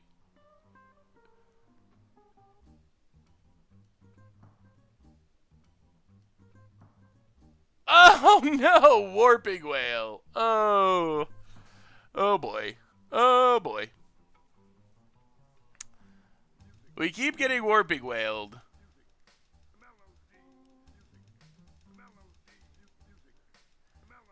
Well, I don't know if hardcasting Elspeth is that good. Our opponent's gonna Tron and have Reality Smasher. I mean, it's fine, but... That's the second time we've got Warping Whaled this league. I have a Panharmonicon Hidden Commander deck. That sounds pretty sweet. Oh, Lord. Well, we get one more shot at Emrakul, and that's about it. Hits a land. Hits our... hits our Ugin. Well, crack Misty. We should get a white source. We'll grab a Temple Garden, tapped.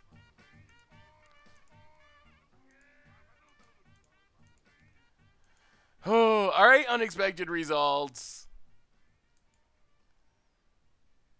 Our odds are improving. It's a Misty.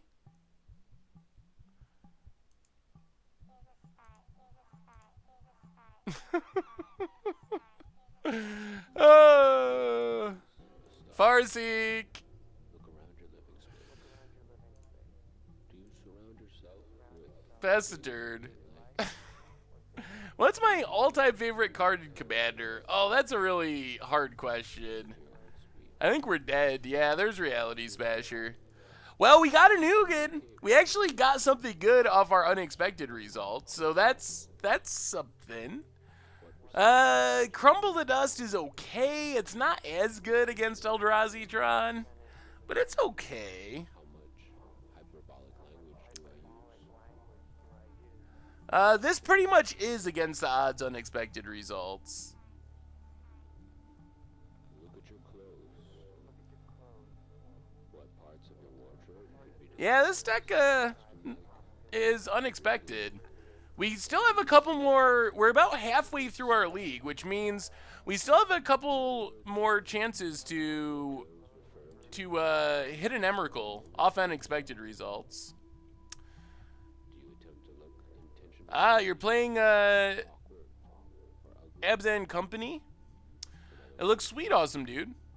Is your style I guess it's possible we play Abs and Company at some point. I don't think the Bracella package. Is it really good here? Brawl's Expertise? Is this the Brawl's Expertise matchup?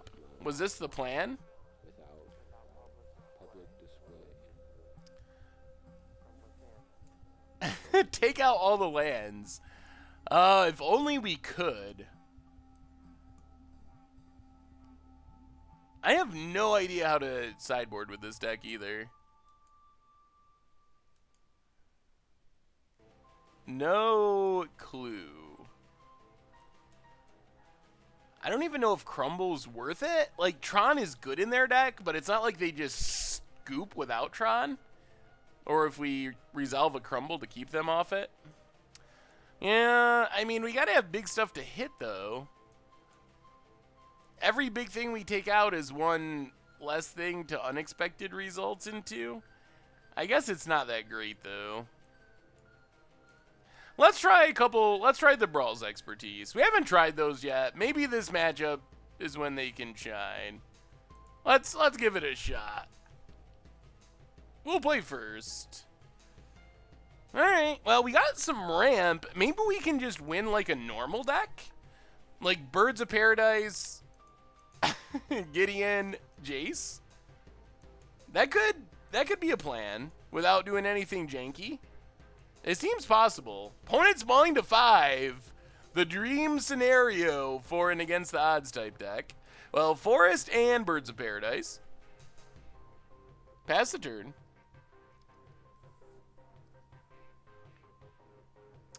Well, if we unexpected results into Emrakul every time, it would be pretty good.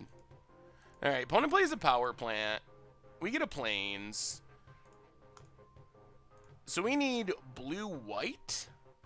Yeah, let's Farseek. Get a Hallowed Fountain. Tapped. Play Windswept Heath. And pass the turn. Well, we just get fast Planeswalkers. This might work. We still will unexpected results, but I think we're going to get a Planeswalker down first. Chalice on 1. Fair enough. Well, crack Windswept Heath. White, blue, green. Yeah, let's get Stomping Ground. Play the island, and I think, number 1, I think we're just going to play Jace to start scrying and drawing. Don't see Jace Unraveler of Secrets much in Modern. Put the plains to the bottom. Draw a forest. Pass turn.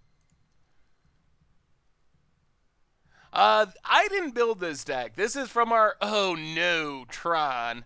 This is from our Instant Deck Tech series. Opponent plays a Thought Nazir, gets to take one of our cards.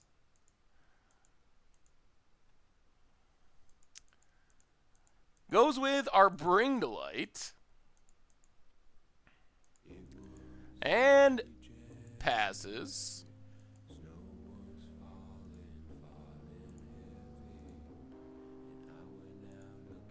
Well, let's just bounce Thought Knot.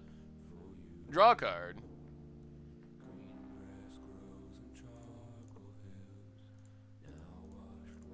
Well, Aid from the Cowl, this is your chance. Play Misty Raid Forest, crack Misty Raid Forest, get a forest, Aid from the Cowl. All right, we got another shot at it. We get to spin the wheel of happy good times, see if we can get some luck. We are playing an entirely different and very much worse deck than our opponent, or game than our opponent, but a much more exciting game as well, because our opponent's deck doesn't get to spin the wheel of fun. Come on. Alright, breeding pool. That's not what we were really rooting for, but it's a card of magic variety. There's a Ghost Quarter for our opponent. Does budget affect my viewer submitted decks? More power level. Try to keep it about like we normally do. If it's like a crazy competitive commander deck, it will be less likely to make it in. Ooh, Chalice on 4 is actually kind of bad. Birds, well, let's scry draw. Emrakul's gotta go to the bottom. We get a Secure Tribe Elder. That gives us the ability to spin the wheel of fun. Play the land. Can't play anything else because of chalices. Alright, Aid from the Cowl. Do your thing. Do your thing. Ooh, alright.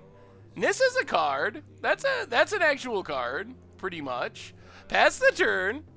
This is so weird with Planeswalkers because we can't actually activate them on our turn, but can you send me a Yidris Mill deck? By all means, definitely. Send it to me, please. Ooh.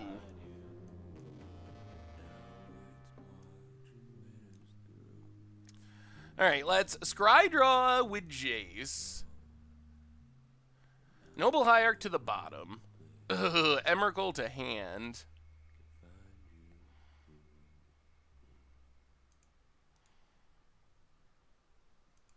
Let's get back a Secure Tribe Elder.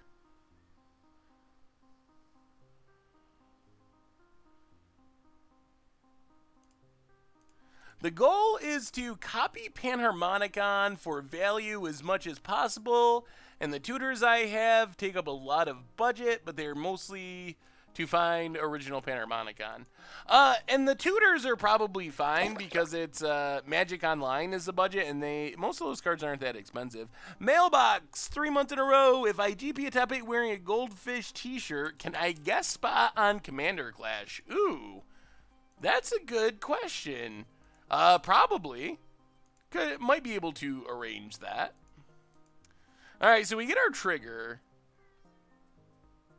And I guess we just pass the turn.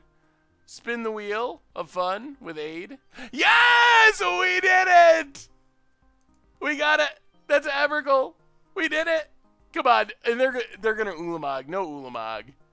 No Ulamog, please.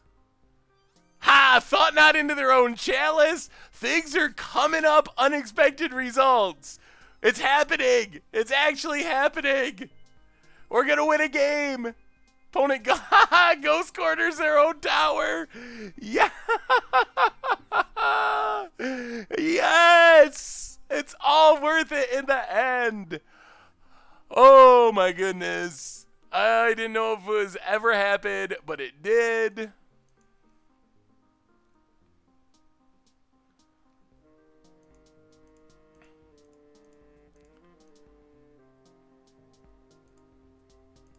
Well, we're going to bounce some stuff to get a trigger from Aid from the Cowl. We get to replay our birds for free. It doesn't really work, but that's fine. Attack with Emrakul. Annihilate. Sack that chalice. Okay, everything's sacked. And, well, we're not going to scoop. We're going to unexpected results. Farseek. Okay. We don't get to win much, so when we get a chance, we got to take advantage.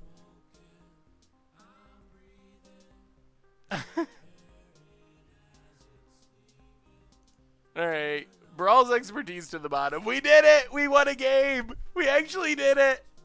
Opponent is not scooping. They are sticking it out. Well, we'll just be nice and kill them. Get in. Send a message with the birds. In case. You never know. Whoo!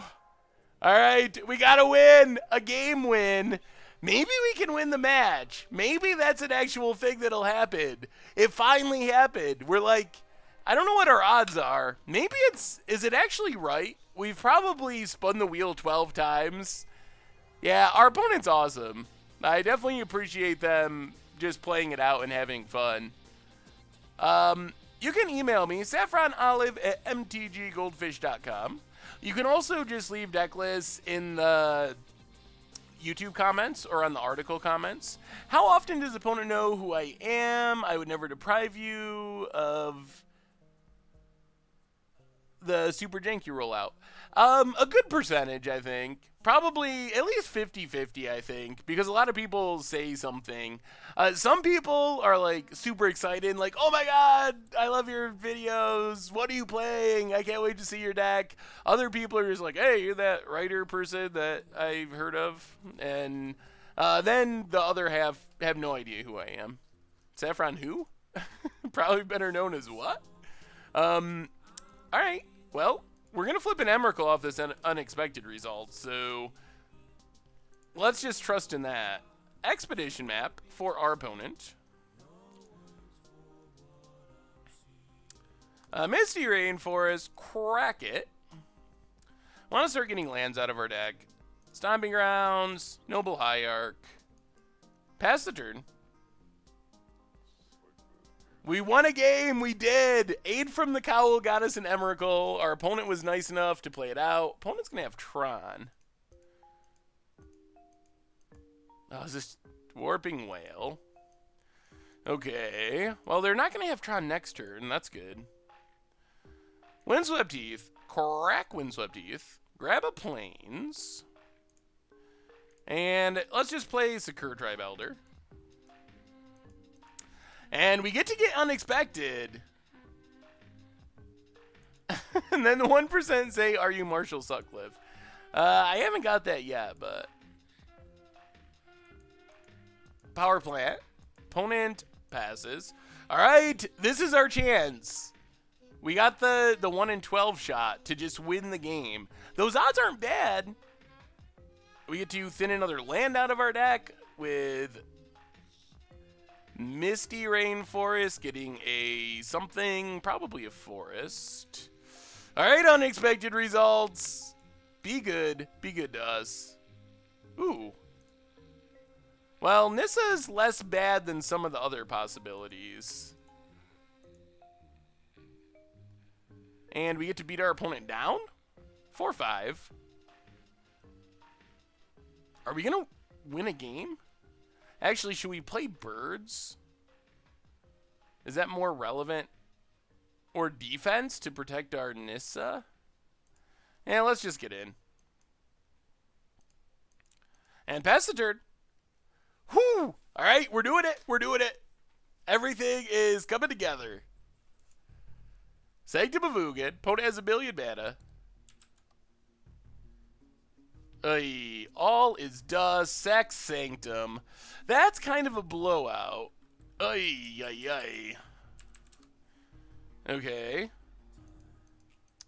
Now we're back to nothing. Opponent tutored up an Ulamog, which will be happening at some point. Well, we Farseek. Get a land. Doesn't really matter what. Play Birds of Paradise. Play Breeding Pool. Tapped. Pass the turn.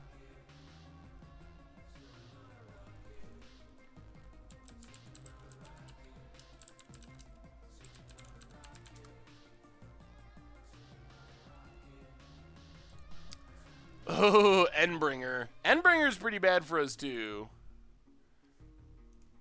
Come on. Big draw. Big draw. We need something big here. Our opponent could have Ulamogged as well. Well, that was literally big, but not what we wanted. Well, we won a game. Game winning is good.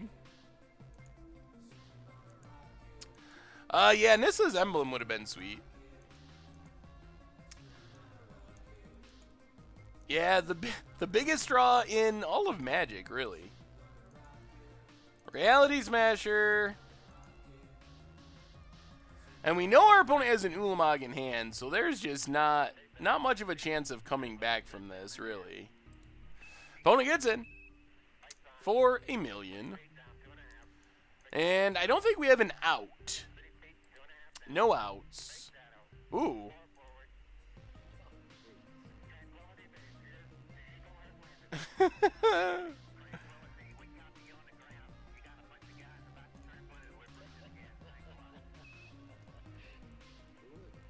Let's bounce everything.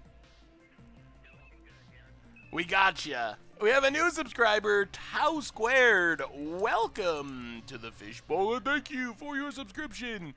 Big scoops cheer for our new subscriber. Just got the AR update budget Reckless Panharmonicon with more dual lands.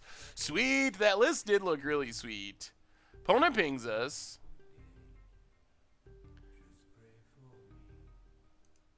Well, I guess we technically have a way to shuffle our Emrakul back in.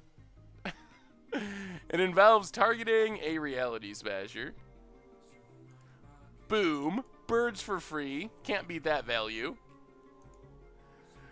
This deck it's been horrible, but we did get an Emrakul off an aid from the cowl once, and that's something. What was your question, Sammy?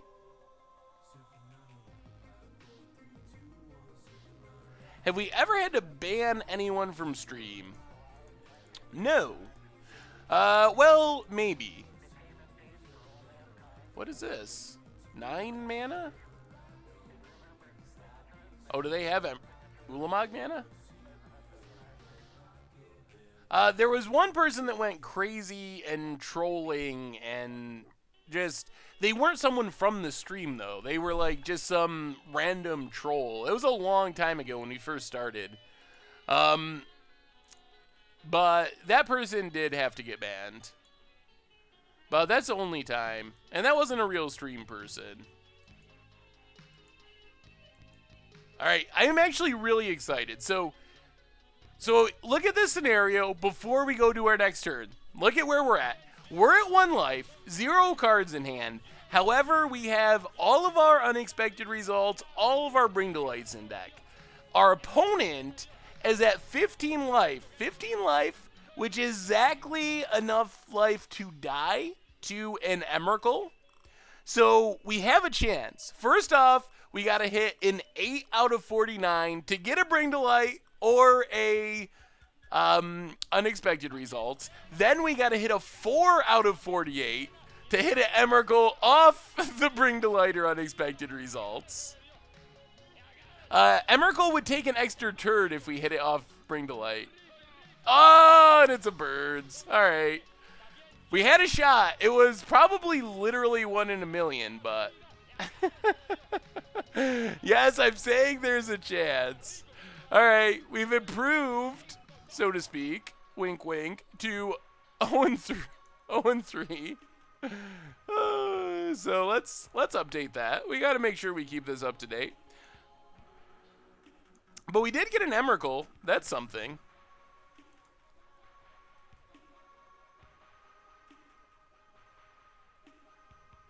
Well, you can't hit unexpected results of itself, so your chances are slightly higher. Hey, good call. Someone should do the math. I want to know how many ticks the budget for Commander Clash is, because it's 4 mana, so the land base is kind of expensive, so I want to know. We normally keep it around 30 ticks, but it's not a super hard and fast rule. It's more power level, so if your deck was a little bit above that, and not like crazy, it would still be fine. It's not like we're not going to consider it just because it's 35 ticks or even 50 ticks or something. It's more of a power level ideal. Like if it was like a fully powered competitive commander deck, even if it was budget, if it was like Leovold, Windfalls, and like that type of deck, maybe like a super competitive deck, then we probably wouldn't consider it more because of power level concerns and actual budget concerns. On the other hand, if it was super janky, but it just happened to be expensive, then that would be fine and it would still be considered even if it was way over budget. Card Shot, 2 months in a row. This may be my favorite deck I've ever played. Well, I'm glad I could help you, Card Shot. Thank you so much for the subscription. Big scoops cheer for our resubscriber. Well, we get to lead on a Birds of Paradise. We have a quick Jace, that's something. I don't know how much my deck costs. I don't play Magic Online. Well, Pretty Pangolin, ship it over anyways. Also, if you happen to have it in the Goldfish site, the price is actually on there, the paper card price and the Moto price. So that's also a possibility. Well, let's play Sakura Tribe Elder. And Misty Rainforest and Crack Misty Rainforest. Get a Temple Garden, untapped, and Birds of Paradise. Pass turn. 5 colors Sliver Commander Clash. That would be pretty sweet. Man, if we get to stick a Planeswalker here, I'm going to be relatively happy. Get to start scrying and drawing and setting our stuff up. We have the Tamiyo. Alright, opponent is playing Scape Shift by the looks. But we have to sack Sakura Tribe Elder. Get a land. There's a Farseek. Well, let's just Jace. Unraveler of Secrets.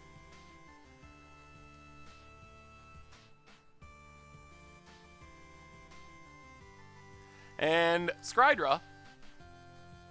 Unexpected results? Misty. We'll put Misty to the bottom. That's an Ugin. This might be a rough matchup. Pestered. I currently run a mono blue Outcome Storm list in Standard, which costs about $30. Would it be worth it to splash white for SRAM, Authority, Fumigate, and Fragmentize? I have seen those type of decks on Magic Online recently. I haven't played them myself recently, but a lot of them have been blue-white for the SRAM reason especially. I'm a math teacher, just did the math, gives you either A, unexpected results, I got an Emrakul, I got unexpected results, I got eventually chained. That leaves you about a 1 in 70 chance of any of these situations, so 1.4. 1.4%, that's not that bad. That's not considerably worse than my normal odds. Let's get a Blades. We'll keep it. Play a Tamiyo.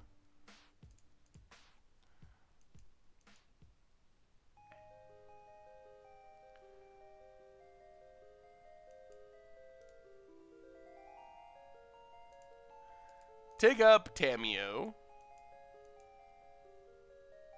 We might just die next turn, unfortunately. And the other thing is, if you send over a Commander Clash deck and it's over budget, it doesn't necessarily mean it won't be considered either, because, but just know that we might substitute some stuff. Like if you're playing a super expensive fetch for shock mana base, it might be that someone plays the deck but just like budgetizes the mana base a bit or whatever. So I would err on the side of just, if you have a sweet deck that you think you want to send, just send it. Like, don't worry about the budget and that stuff. Let us worry about that stuff, because there's ways of making it work. And I'd rather see everyone's sweet lists and try to figure it out after the fact than not have people send in lists because they're worried about budget and stuff like that. That's a Primeval Titan. That's going to trigger Valakut, most likely.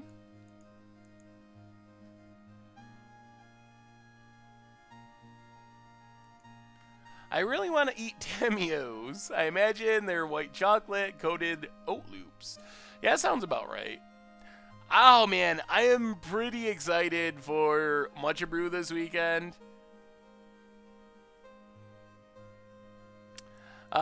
Richard actually came up with the Scoops name. It was, yeah, Richard is the one that initially thought of it. And it's actually a fairly recent name. When we made the tokens, we decided that the goldfish needed a name. Because I always just like, oh, the goldfish or whatever. And Richard thought of Scoops, and I immediately loved it too. So I was on board right away when he suggested it. Because it fit perfectly. And it's something I like say sometime, like scoops them up and stuff. So I felt a connection with Scoops right from the beginning, even though I didn't come up with the name. Alright, we lose Tamio. We get a Gideon. Alright, Scrydraw. Windswept Heath. Play Windswept Heath. This might be the worst plan of all time, but technically we can Ugin everything away. I don't know if this wins us the game in the long run, but we get to play an Ugin. My deck is probably quite expensive. I've countered 4 spells with a single cast of Mystic Snake. I don't think you can get more janky than that. Well, that is pretty sweet. Well, we're going to do this. If our opponent has literal nothing, this could work, but this is not ideal. Not the best way to get rid of a Primeval Titan I've ever had. But if Primeval Titan attacks there, that's at least 6 more damage. There's a mountain. We have a new subscriber, Commander Beacon. Welcome to the Fishbowl. 2 months in a row. Thank you for your subscription. Big Scoops cheer for our new subscriber. Are you guys the only ones behind MTG Goldfish, or are there people in the background that do the logistics and stuff of it? That is Richard. Richard does all the back end and programming and all that stuff. So that's like Richard's side of things. And he also does like some content like Commander Clash and some other random videos that we do together. Can I hover over Tamio? Sure. I have a new subscriber, Cartman61616. Welcome to the Fishbowl. And thank you for your subscription. Big Scoops cheer for our new subscriber. So yeah, Richard does all the back end site stuff because he is like amazingly good at that. And I do primarily the content stuff. That's pretty much my side of things. Because I am clueless when it comes to programming or anything like that. Alright, opponent passes. Ooh, alright. We got a shot. We got a shot. It's got to be an Emrakul. 3 in 41. It's a Hallowed Fountain. Well, we get a Hallowed Fountain. And a Noble Hierarch. I guess it's not completely impossible we somehow live another turn. It's very unlikely, but it's not completely impossible. My full-time job is content manager at MTG Goldfish, so that's what I do full-time right now. We're living? Alright, mountain. Well, it looks like we're going to get another shot.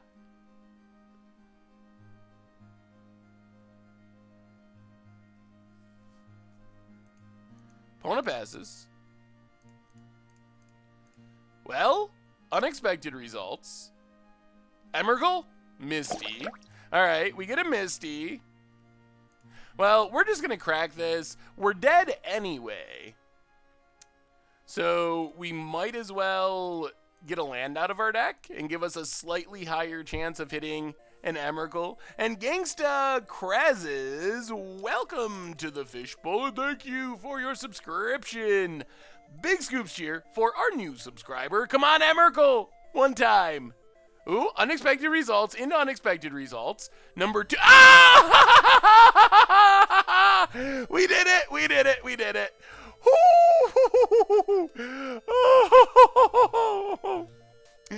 Oh my god. Oh my god. Okay, that's an Emrakul. Holy. Is this enough?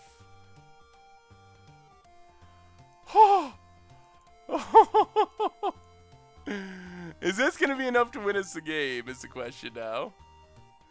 Oh, I can't believe we did it. 1, 2, 3, 4, 5, 6, 7, 8, 9, 10, 11, 12.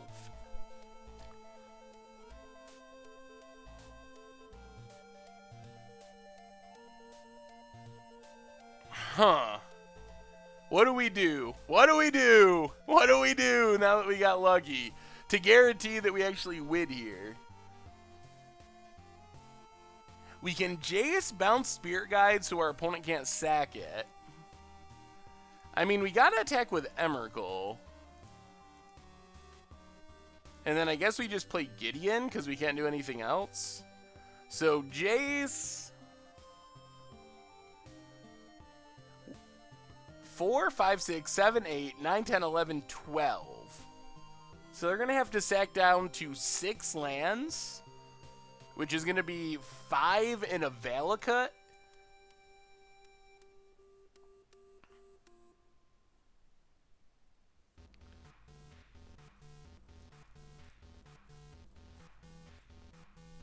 Is there any difference in lands? It probably doesn't actually matter.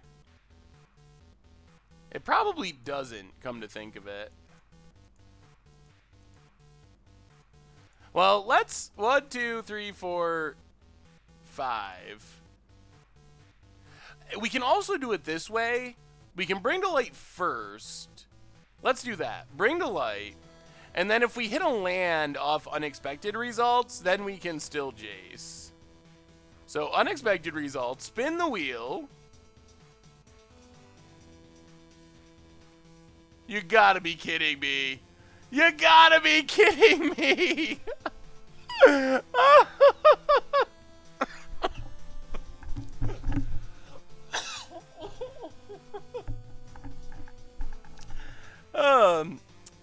I guess we should have attacked first then. If I didn't think that was very likely, considering we only had 2 left in our deck, but I think this is fine, though. Cast Emrakul, get another turn.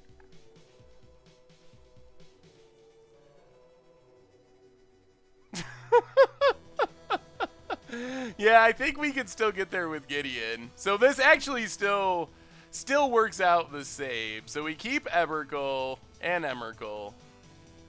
Actually, no. We just keep the non-summoning sick one. So we still get the extra turn. That doesn't make any actual difference. So we get the extra turn and we get to attack. Play a Gideon.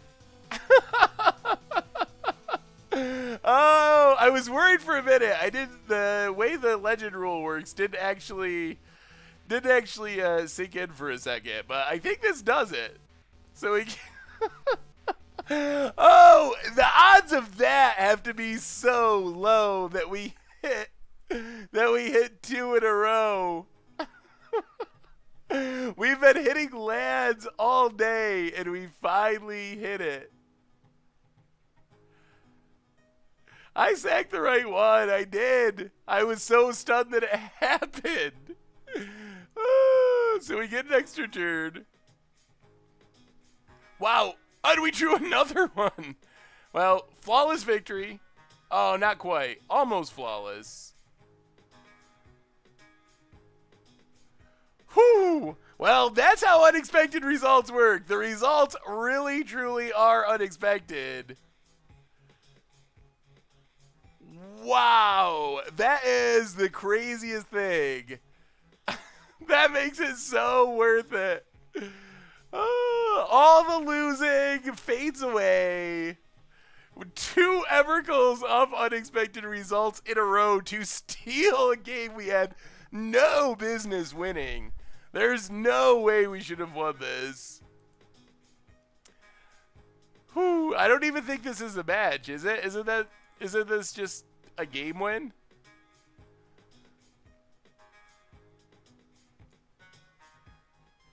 Oh, our opponent had a bolt too. Wow. Whoa, they were so close. Whoo. All right, we won a game. We did it. Game win. Wow. Well, we can bring in Crumble. Yep, that's fine. Maybe get a Valakut. Gisela dies to Lightning Bolt, but it seems sort of sweet.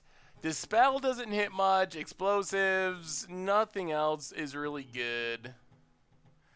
Wow, that was the craziest. That was the craziest luck we've had. So that makes up for a lot of the horrible luck we had earlier. Do I think there is merit to Tron Omniscience package in a deck like this? Oh, merit to a Omniscience package? Maybe. Perhaps. I mean, you could also try to do the doubling season Planeswalker thing with Tamios and so forth.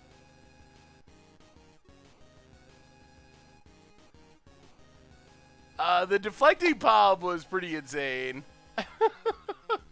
I would have been more excited at the second Emrakul, but when it happened, I thought I had actually screwed everything up, and I was gonna get yelled at by the chat for doing it pre-combat. It took me a minute of thinking about it to realize that that was actually fine, actually ideal even. So. Oh my goodness, this deck. The good thing is something crazy happens with this deck. Like, is the deck good? No, pretty clearly not good, but it's awesome for playing in the sense that you just never know. If you like randomness.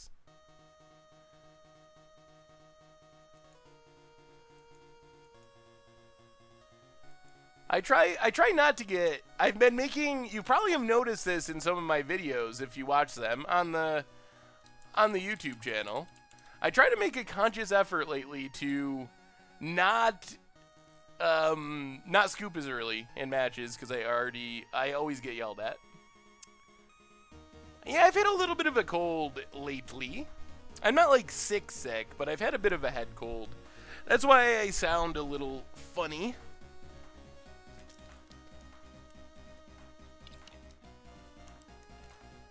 Craziest thing that's happened on stream. Can we even keep this hand? It doesn't do anything, it just ramps. Yeah, we're gonna mulligan. Oh boy, this one's a little bit worse. Double Emrakul. Okay, I guess we're not getting away from the Emrakuls. Nah, now I wish we just kept the first one. I think...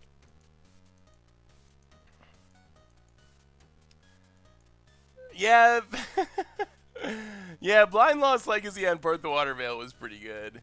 I think that the Deflecting Palm at the end of the Double Moon Planeswalker stream, that one really sticks out. Because that was almost like this one, where we did a lot of losing, and then at the end, we finally, like, ultimated Tamiyo, played tons of stuff, ultimated multiple Planeswalkers, eventually ultimated Nahiri, thought we were going to win with Emrakul, and then Deflecting Palm for the loss. Nahiri would probably be a good addition to just get Emrakul out of the deck. It is a little weird that it has all these random Planeswalkers, but not included on the list of random Planeswalkers is Nahiri. Craziest thing that's happened off stream. Like in videos and stuff? I don't know. There's been a lot of pretty crazy things. For some reason, one that sticks out to me wasn't even my play, but we were playing a Legacy deck. I think it was Legacy Pox? I actually don't remember. We were playing some Legacy deck for Mucha Brew, and our opponent played a Chalice of the Void. And then a couple turns later, cast a spell into their Chalice of the Void, got countered. A couple seconds after that, like, went into the tank, thought about what they should do, immediately cast another spell of the same converted mana cost into their Chalice of the Void, and then shame scooped after casting 2 spells. And just the fact that one is one thing. I cast 1 spell in the Chalice of the Void, not all that infrequently, but to do 1 and then to stop and tank and immediately do another one, for some reason that struck me as really funny. I think we just gotta go beatdowns. That's gotta be our best bet here, is just to try to kill our opponent before they kill us with their craziness.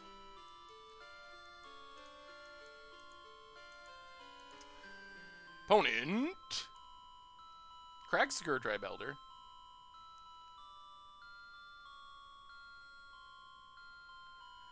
Yeah, Defective Palm was definitely a classic, that's for sure. Birds of Paradise, Forest, go. I mean, we got a good board, but if our opponent has Primeval Titan or Scapeshift, we just kind of lose pretty instantly. I recently saw a new Emrakul get cast in Modern and then get packed, and the guy that cast Emrakul didn't pay the pack cost. That's pretty bad. Ugh. That anger puts us far away from this, well, we're super far away from Emrakul, but from Elspeth as well. Useless F2 button, welcome to the Fishbowl, and thank you for your subscription. Big scoops cheer for our new subscriber. I saw someone shame Scoop streaming Legacy Cube because they had a Shriekmaw evoked on their Terastodon when the opponent had all black and artifact creatures.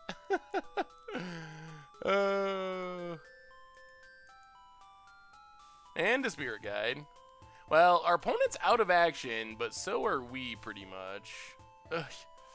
Yikes. That anger got us really good. Now we can't cast anything.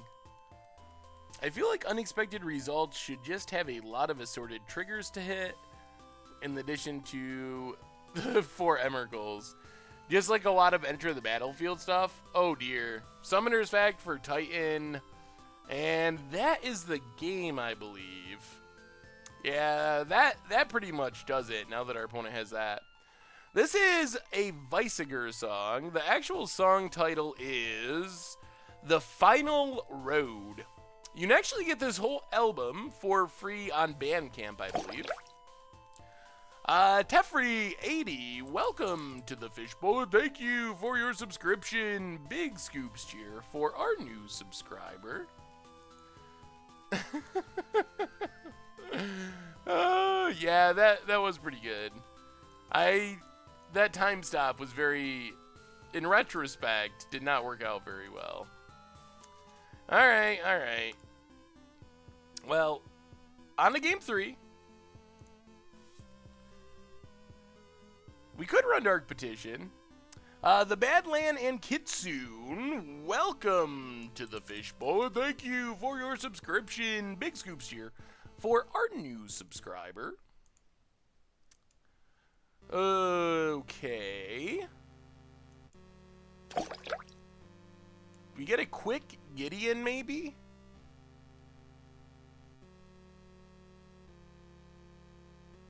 Possibly. Much Brew is Sunday. There was none this past week. This hand... I don't know if this is good enough. Alright, thanks for sending me the Dramoka list. I will look for it. Alright, we'll try this. It's not great, but we get some ramp, and this could ramp us into, hey, we even get to put an Emrakul on the bottom, which means we won't be drawing it. So, Forest and Birds of Paradise. A quick Nissa could get the job done if our opponent doesn't have Anger of the Gods. Actually, we might be able to just be quick enough to get in under Anger of the Gods. Alright, Search is suspended. So, play an Island. Play Sakura Tribe Elder. I guess if our opponent has Pyroclasm, that would be bad. Play a Birds. But if we live long enough to get down Nissa, we might be able to just win with Nissa before our opponent can do anything. This might actually work. We'll have to decide tomorrow because we record tomorrow night. Tap land for our opponent. Man, we don't even have to sack Sakura Tribe Elder yet. We can beat down with that too. Or, yeah, let's do this. Breeding Pool untapped. Nissa the Vital Force. Will this be fast enough to raise our opponent, untap our forest, get in for 6? Our opponent does have ramp coming down, worth being aware of. Hit our opponent for 6. And pass the turn. See what our opponent has. Do they have the Anger of the Gods? Even if they do, it doesn't get rid of our Nissa. We get to sack our Sakura Tribe Elder. We might actually win a win. Get a match win with Standard Super Friends. Yes, it could happen. We could actually get a match win with this deck. Opponent plays a land.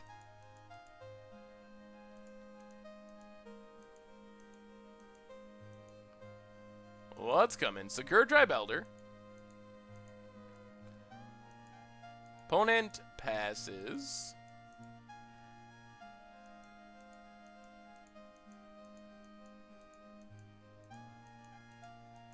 Now what do we do?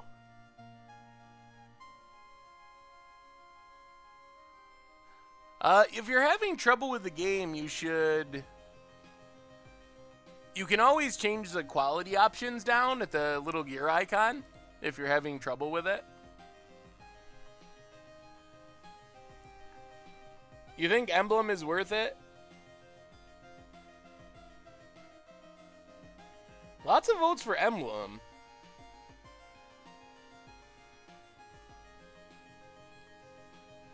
The other option is to keep beating down. That might be better.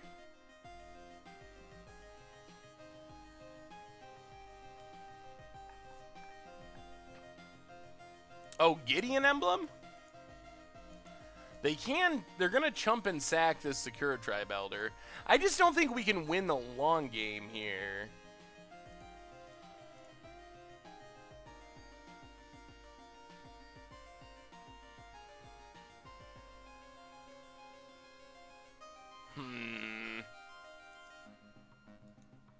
This is actually pretty tough.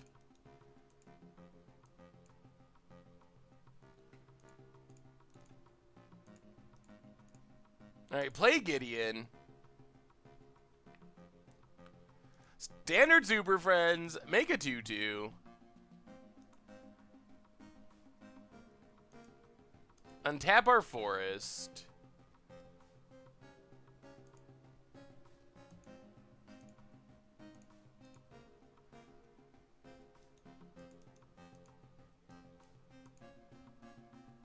Yeah, we'll just attack. It's not going to matter because they can block and sack, but I think it's worth it to make them do it. There's the block. There's the sack. Opponent gets a mountain. Pass the turn. See what our opponent can do. Do they have the Titan is the big question. Breaching in a Titan is the worst. If that happens, we're just essentially dead. Hollandio, welcome to the Fishbowl, and thank you for your subscription. Big scoops tier for our new subscriber. Breach. Yup. Breach for Titan. I think this is game. I guess it's not just game. Valakut. Oh, they have a mountain in hand. Okay. So that's game then. Titan attacks. 18 damage. Yep. Yep. That is the right combo. Well, no match win, but we got a sweet game win. And we get one more shot. Still one more shot to actually... Yeah, there's no real playing around that. One more shot to win a match. It could happen. On Thursday, I think we're going to play a real deck. We got to break our streak. If you think back to last stream where we played that Revolt deck that was pretty bad, we're on a 0 for 10 streak on stream. Serious question, what do I think about Marco Cavallo making it to the finals of the Pro Tour? Do you think he should be banned from competitive play because in the past? Or do you think he should be left alone because he did his time? Do you think WTC dodged a bullet because he lost? Wow, that's a big question. Lots of stuff in it. So, hey, welcome back, Roberti. I don't think there's a better option, honestly. I think when it comes right down to it, that's my personal opinion. I know that some people disagree, but the way I see it is similarly to other sports. Like, every sport, every competitive pursuit has people who cheat. If you look at baseball players using steroids, you look at, I don't know, Deflategate or sign stealing in football. There's some baseball guy that was in prison for like stealing some database of stuff from another team. Like, people in all sports cheat. So if you look at it like other athletes in other sports, there's not really any other sports where a player gets banned for life on their first offense. Yeah, saffronolive at mtggoldfish.com is the right email. So that's... Deflategate might be a bad example, but I'm just saying people in all sports cheat. Every sport has people that cheat. And most of the time, like the first time you cheat, I'm a Bills fan in football. Marcel Darius is like one of the Bills' best players. Got in trouble for like smoking weed or something, some sort of drug thing. Which is against the rules, technically cheating in the eyes of the NFL, and he got suspended for 4 games. If he does it again, he gets suspended for 8 games. If he does it again, he's technically gets an indefinite ban. Usually they let you back in after a couple years or a year, but he gets an indefinite ban, I believe, with the 3rd time. So I think that the current Magic system makes sense to me. Is it weird to see someone who got in trouble for cheating, like winning a Pro Tour, competing in a Pro Tour? I can see that argument, but I really don't think there's a better system that I can think of. All right, in the 0-4 bracket, let's see if we can pull out a win.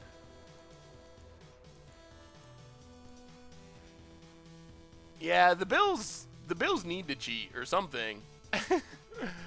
Oh. When I was a little kid, they were so good.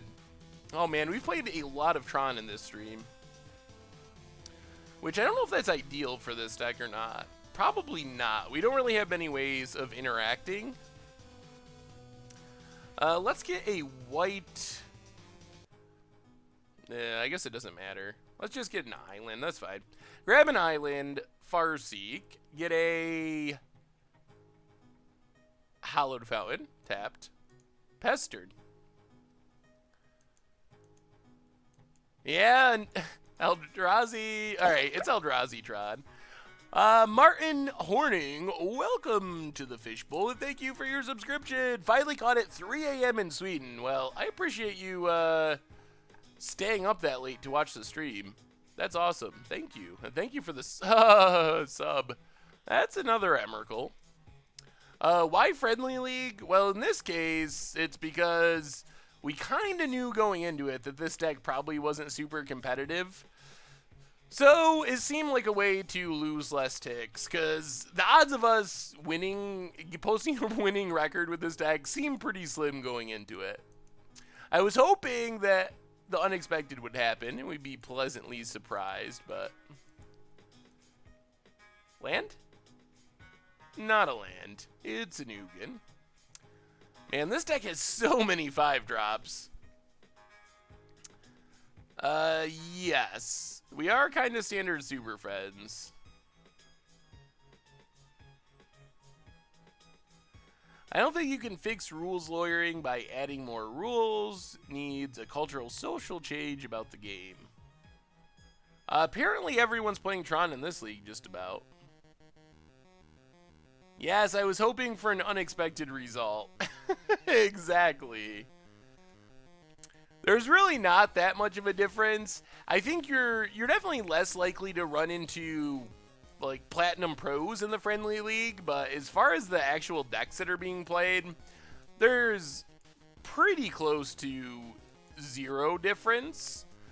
So the average skill level of a player might be slightly lower, but deck-wise, not really much of a difference. And it's cheaper. So if I'm playing a deck that I really think is bad and doesn't really have a realistic shot of winning, then I tend to play in a Friendly League if I have the choice. 1, 2, 3, white, green. Oh, we gotta get red. That's bad. All right.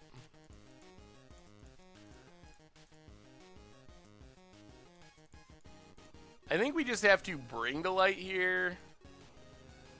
4 unexpected results. We got 2 Emrakuls in our hand, so our chances of getting lucky with an Emrakul... Oh dear. That's the third time we've been warping whaled. Oh, we've got warping whaled so bad. My fiance wants to play Magic with me at game day this weekend. What should I make for a brand new player in Standard? Ooh. I would probably play something pretty straightforward, somewhat maybe aggressive. I think if you're a new player, that's your best chance, I think. So I guess it partly depends on the cards that you have. I'm trying to think. I mean, like, Mardu vehicles would be an option. Red-black aggro would be an option. Because you're just kind of like playing creatures and attacking. And if you're brand new to Magic, I think that's the best way to go about it. Okay. Well, that didn't go well. Man, we've been warping whaled so many times. That is, I think, the most common result of of casting an unexpected result. I think that's the card that's happened most when we've cast it, which isn't necessarily good. How do we do this last time? Went down Ugins. I mean, not that it worked last time, but yeah, let's try it like that.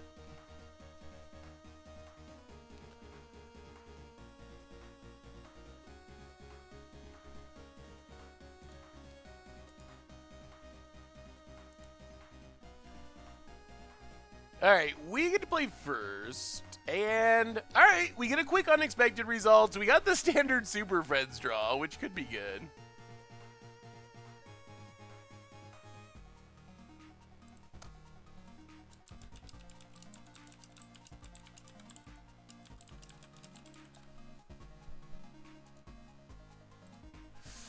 So, Forest and Noble Hierarch, pass the turn. I'm going to GP Vancouver next week. I was planning on playing Gaddock Teeg and Abzan Coco. How good do you think he is in the current meta? Gaddock Teeg's probably pretty reasonable. Main deck, not 100% sure. Sideboard, definitely. Well, Noble Hierarch. Play a Prairie Stream. Get in with our Noble Hierarch.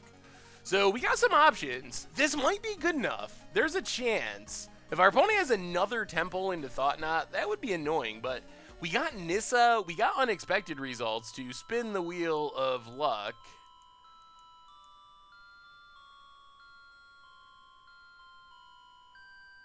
The meta's prepared for unexpected results. I don't know. How could you possibly be prepared for that? Opponent looks like they're leaving up Warping Whale. We get a Farseek. Well, we're not going to just slam an unexpected results into a Warping Whale again. Getting tired of slamming that into Warping Whale. So let's instead go on the standard Super Friends plan. Make a Night Ally, pass the turn. Have I tried Esper Bird Brains with Sram's expertise yet? I have not. It's on my list of things that I want to play, but I haven't actually got to try it yet. This is my Basker deck. Tell me any edits. Basker. That looks like a fun, cheap Basker deck. Oh, got the Planeswalkers, Deadlock Trap, and the sideboard. Yeah, I mean, that seems reasonable. Maybe some more removal for the early game. Maybe some shocks or something. There's a Thought Knot Seer. Working on building a Brea Nimdeath Mantle Infinite combo deck in EDH on a budget, and I need tutors. What do I think about Gamble? Gamble's fine. Gamble's good. I mean, in black, you get better tutors, but some of them are more expensive. But if you had to choose between, like, I guess that's a good question.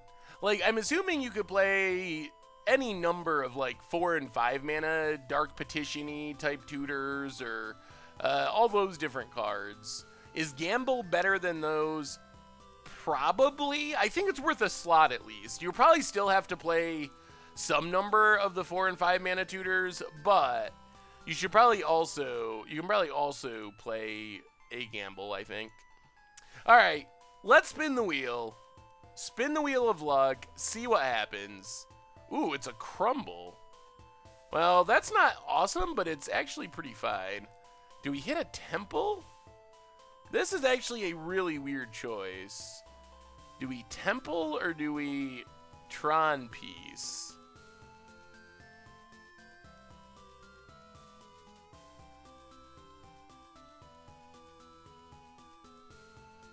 Huh. I actually am not sure.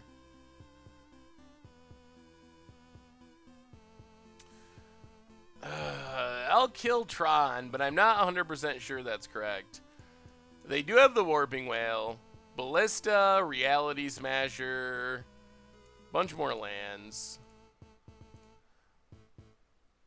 The rest of their deck, they have a Kozilek and an Ulamog as finishers, all the cheap Eldrazi. There's no, there's Endbringers. Alright, pretty typical stuff.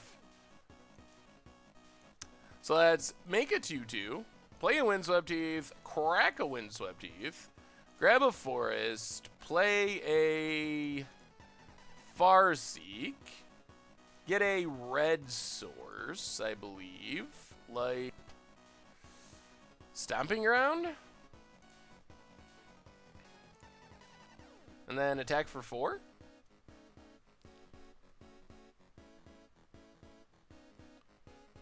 And pass turn. We might maybe kind of be getting there. Yeah, Walking Ballista is a unique new addition to this deck. We haven't really seen that before. What's up, Nacho Type? How's it going today?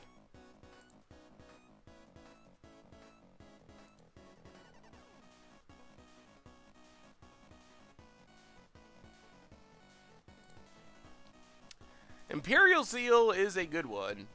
Demonic Tutor and Vampiric Tutor, I think, are still the two best overall. Warping Whales, a Noble Hierarch. And passes. Ooh.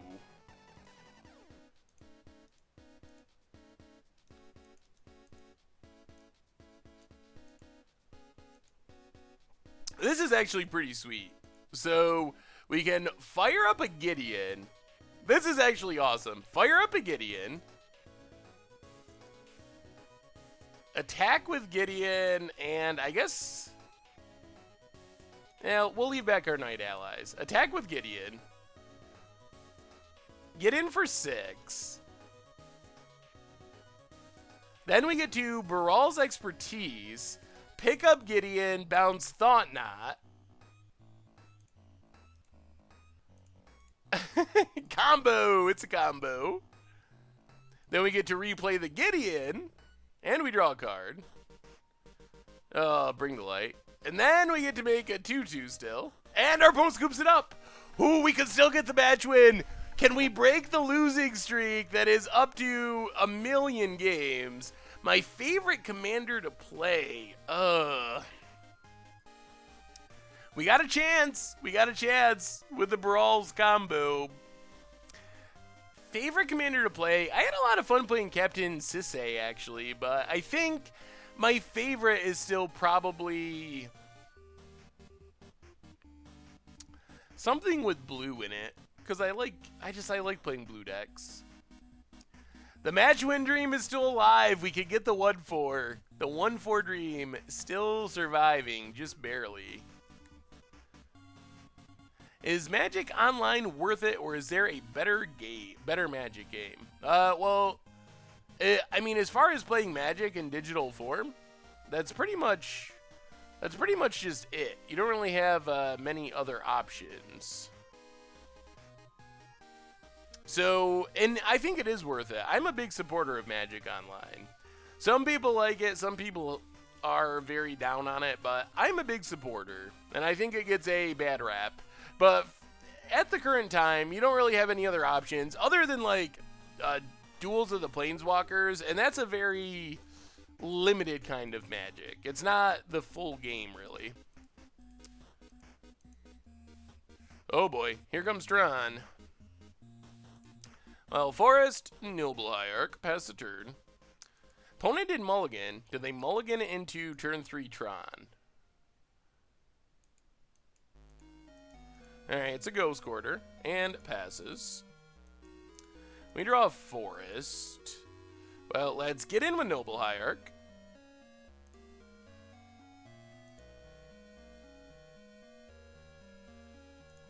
Play a Bird's Paradise.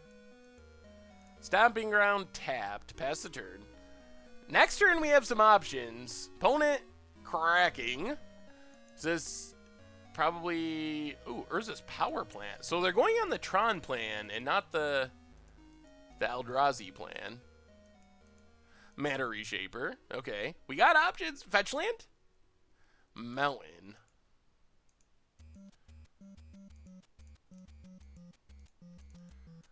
Well, I think our best plan here is to play a land. Oh, we gotta tap both of our birds, though. We could just unexpected results, hope for the best. Tamiyo would be good if we didn't have to tap both of our lands. Let's forest. Let's unexpected results. Spin the wheel. See what we get. Come on. Ooh. All right. Nissa's not bad. Get a Nissa. Untap a forest. Attack with our forest. Opponent going to block with Mana Reshaper. Gets a Walking Ballista. That's an oboe. I feel a match win coming on, boys and girls. I feel it. I feel it. It might be happening. It might be a match win. Oh, we've been trying for so long. I'd love a Phantom Limited option with a low entry cost and reasonable payout. Are there not Phantom Limited options? I think it depends on the format. I know they had some Phantom Limited options, but they don't have them all the time, and I guess the quality of the payout is kind of subjective. But it would be interesting to have Phantom all the time. Is this... Ooh, just a Ballista. Okay. Shoots down our birds. Wow. Alright. Bring to light.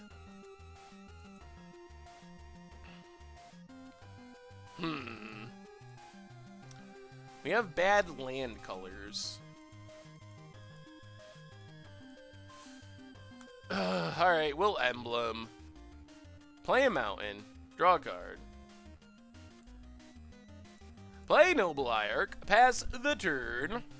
We're like slowly getting towards where we want to be, but our opponent's also getting their stuff put together now. We could use a fetch land. Fetch land would be insane. We couldn't play Tamiyo because we didn't have blue mana available. Or white mana, for that matter. We were 2 colors away, thanks to our crazy mana base. Oh, man. I have no idea about Magic Digital Next at that point. Yeah, they don't have Phantom Leagues. I know they have Phantom Events on occasion, but not Leagues, I guess. Alright, there's a Thought Knot. Going to strip something for... Oh, man, our opponent has Tron, too. Yikes.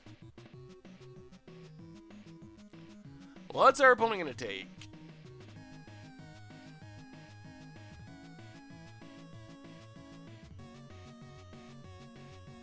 Mario 64, I would pick.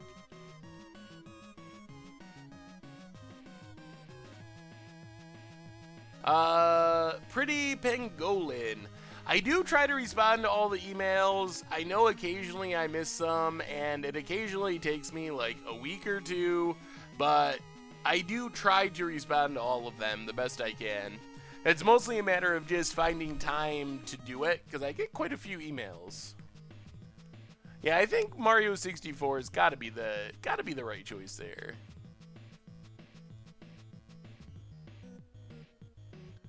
Can I send Richard Jun deckless without lightning bolts and try to drive him insane? Yeah, I guess you can. Contact at mtggoldfish.com. Opponent's really in the tank over this decision.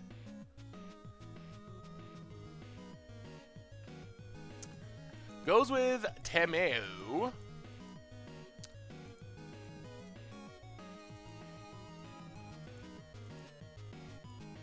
Oh, geez. And a Reality Smasher? Things are looking a bit down. Gets in with Reality Smasher. Yikes. Well, play Misty. Draw a card. It's a land. Crack Misty. Get an island. Draw a card. Oh, it's a land.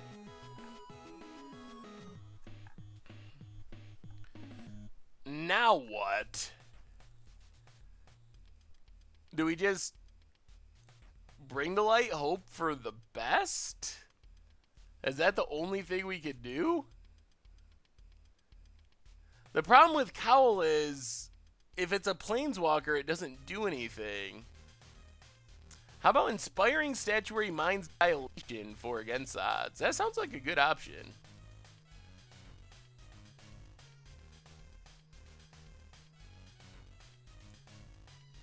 Alright, let's Cowl, see what happens.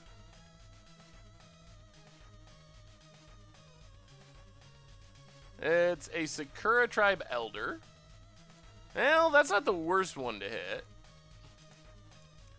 Pass the turn. We need our Elspeth to wrath this board. That's the one that's best, I think. Assuming nothing goes horribly wrong here.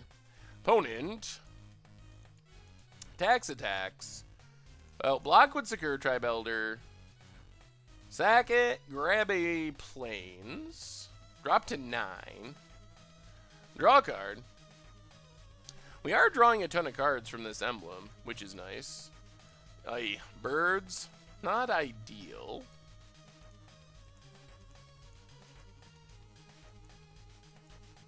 They could also have like their one of Ulamog or something, and that would be super bad.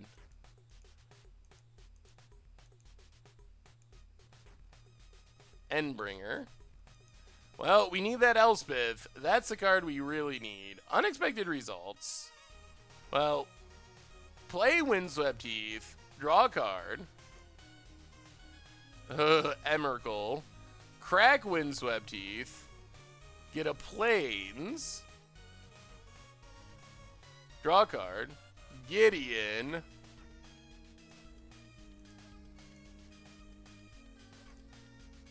Unexpected results.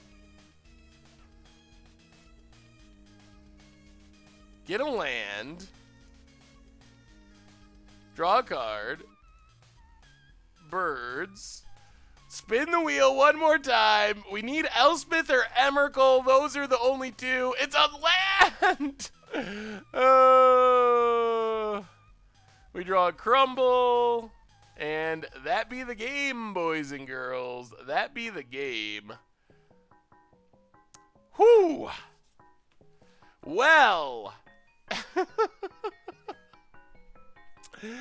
Well, what do we learn this week about unexpected results?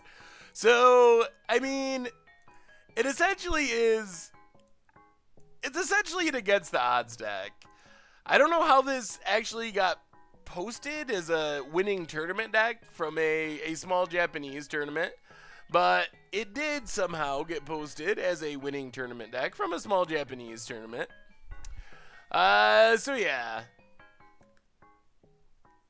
I mean, it's fun. If you want to try it for fun, go for it, but it's just way too random to be good, and I think if you did want to build unexpected results, you need better hits or aid from the Cowl. You need like Emrakul's, Grizzlebrands. We need more like stuff that actually wins the game. So instead of just like, oh, I got a Gideon on my end step that died to my opponent's stuff, or a Planeswalker I can't activate. So while there's some cool stuff going on in it, I don't think this is even necessarily a good unexpected results deck.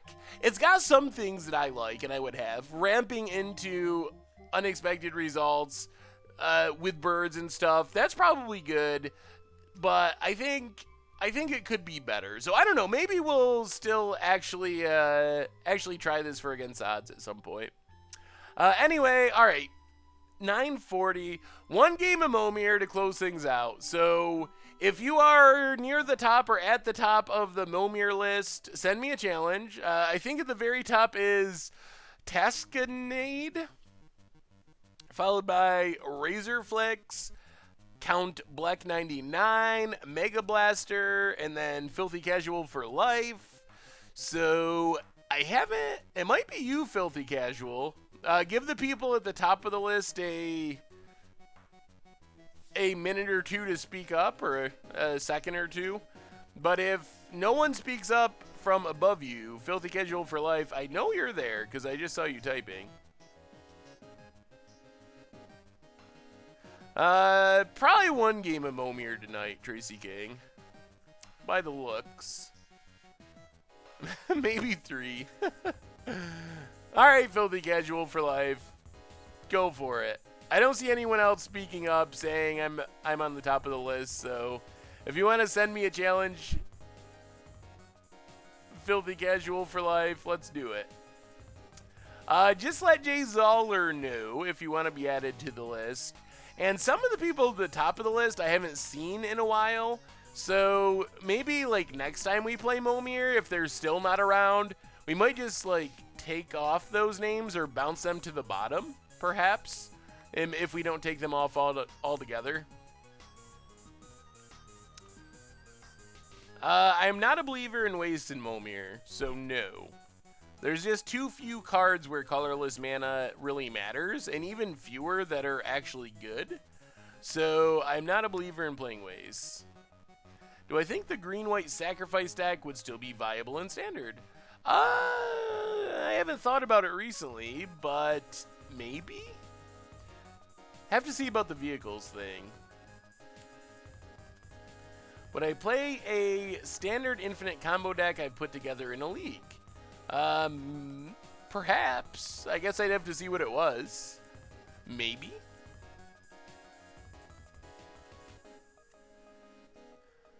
Commander Beacon's alright with moving up the list. Alright. I'm gonna run one more ad while Filthy Casual's getting logged in. So last ad of the night, 30 seconds, be right back.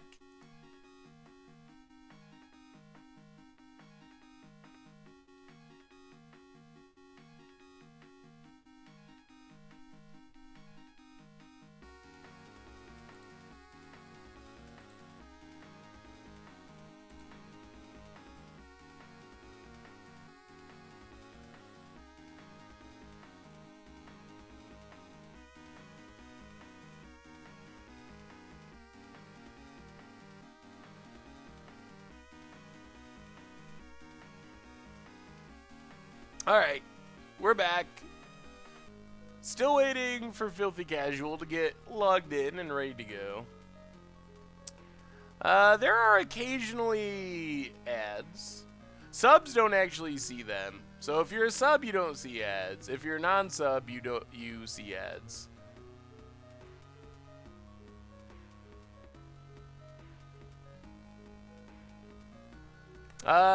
Is it a bit too good? 50 ticks. Let me take a pick. A Yedris Wheel. Ooh. Oh, 50 ticks is fine. No, I think that's fine.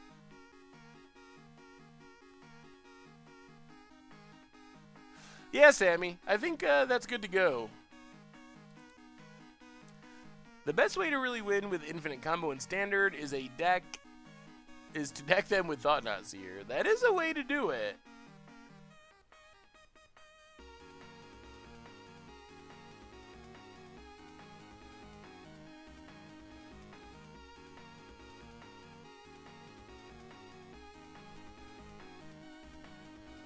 I have 40 EDH decks built. Should I send you a list? Yeah, send me one.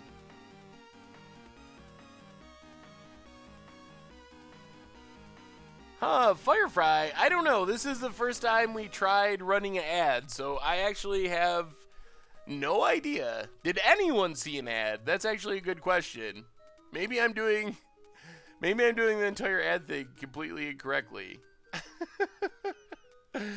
Oh, there's a button that says run an ad for 30 seconds. I don't know if it actually, I didn't even think of that. Maybe it's not working. Oh, okay. Huh. Interesting. Oh, so like one person. Okay, so like a couple people saw them. All right, Filthy Casual can't go tonight, so we'll leave you on the list. So I guess if you want to play Momir and you were on the list, period, first challenge gets the game. So that includes Commander Beacon. I guess Commander Beacon, you're next. If you want it, it's yours, Commander Beacon. If you're still around. If Commander Beacon is not around, then it's a freebie.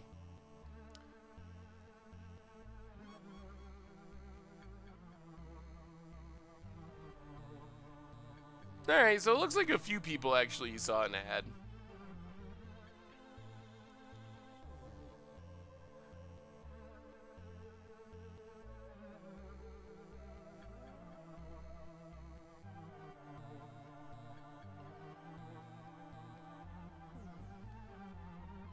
Yeah, we don't have any Scoops lingerie plan that I've heard of. Oh.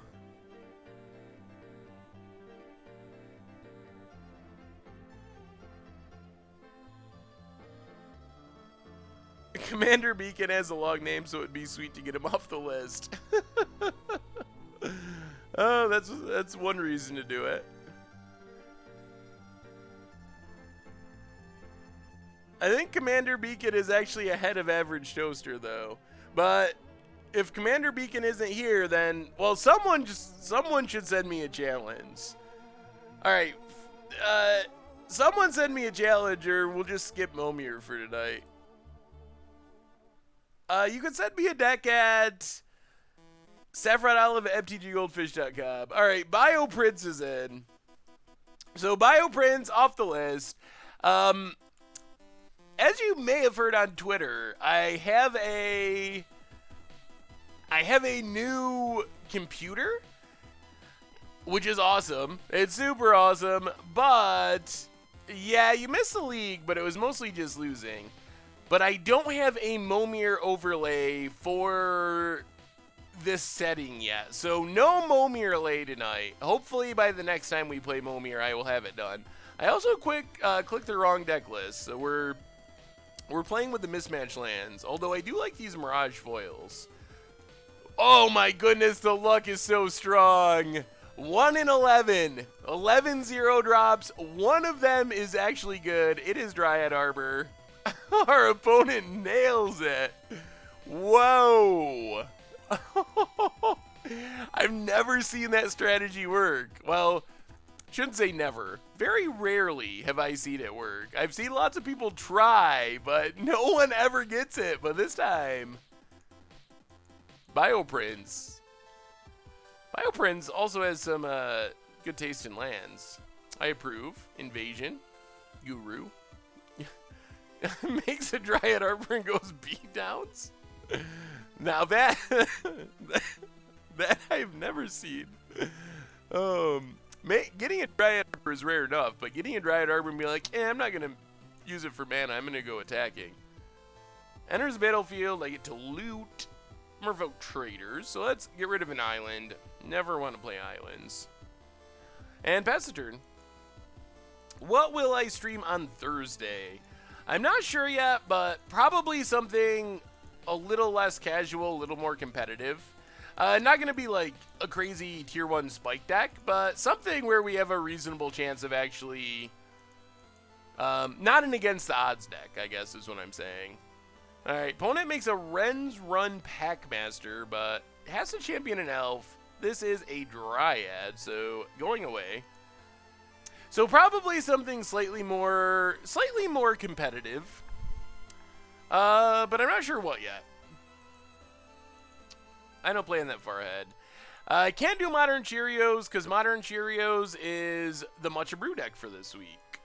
So we're going to have Modern Cheerios videos. I've already started making them, actually.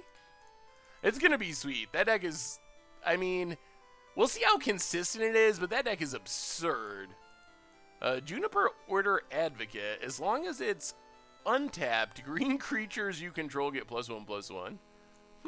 That's not the worst 3-drop, I guess.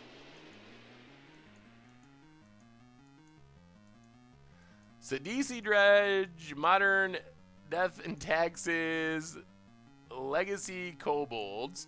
Got some good suggestions coming in. The old Moss Monster. Well, we get to make a 4-drop. And it's Scab Clan Charger, getting a nice little benefit from this Juniper Order Advocate. Here's the Panharmonicon deck. 49 ticks, a lot better. Needs a mana base improvement. Well, I do love Panharmonicon. I also like Mystic Snake. Ooh, and it's got the partners? I've only played the partner commanders once. I might actually play a partner commander deck. That sounds fun. Yes, this is alliances in the real world, I believe. I have a turn 2 Nettle Drone deck. Ooh, that sounds pretty spicy. Probably not Legacy. Maybe. Legacy's, like, somewhat challenging to stream.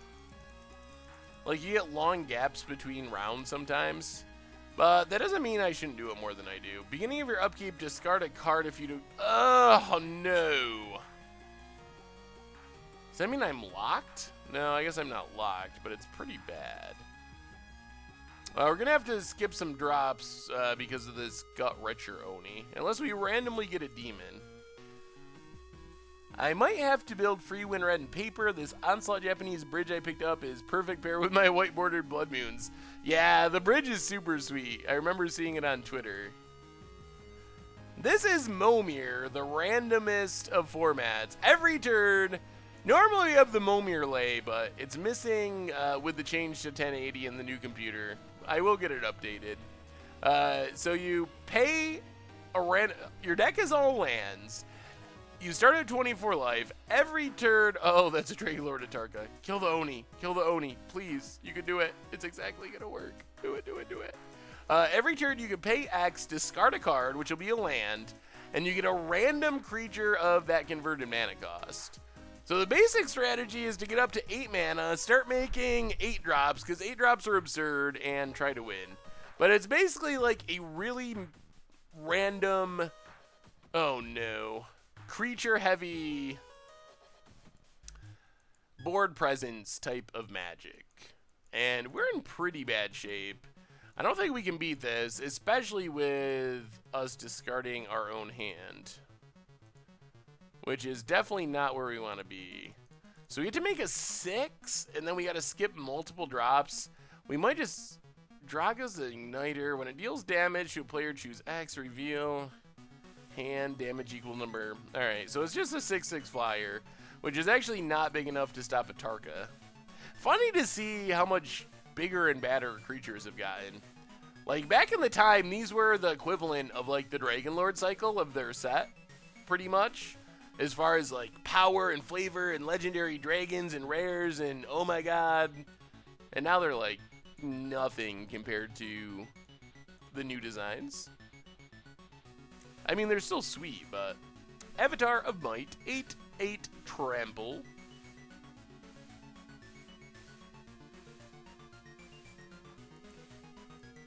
Opponent gets in with Dragonlord Atarka. We take it.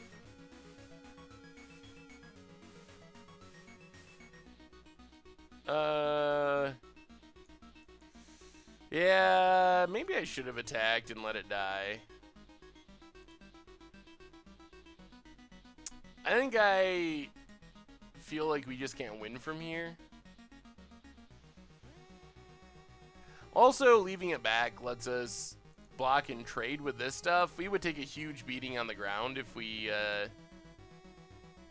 did attack with it. But yeah, are we literally dead here? Block, block. I guess our opponent could hit like the Bounce Kraken or something. Or a Memnarch. Are we just dead? Alright, not just dead. So we have, I mean, we gotta hit like Platinum Angel. I think Platinum Angel is our only realistic out. When will Deep Glow Skate get against odds I promised?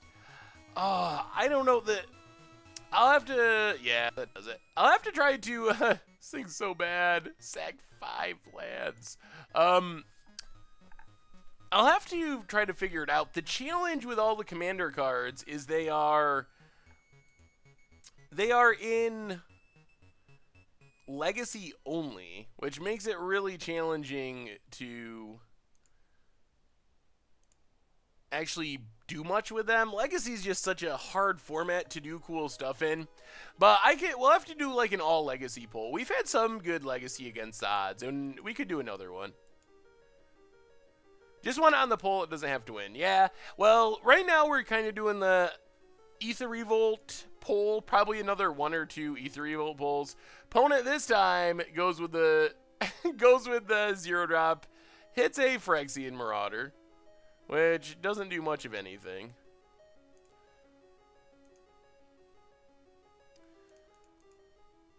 We'll make it 2. Do I look at deck lists sent by email? I try to look at all of them and try to respond to all of them. I know occasionally I miss some because I just get so many and they get lost in the shuffle, but that's my intention, is to look at and respond to all of them. Also be warned, it does sometimes take me a while, just because I get a lot of emails like that, so it takes me a while to find time to go through them and respond, but I do try to. Islands are bad in Momir for a couple of reasons.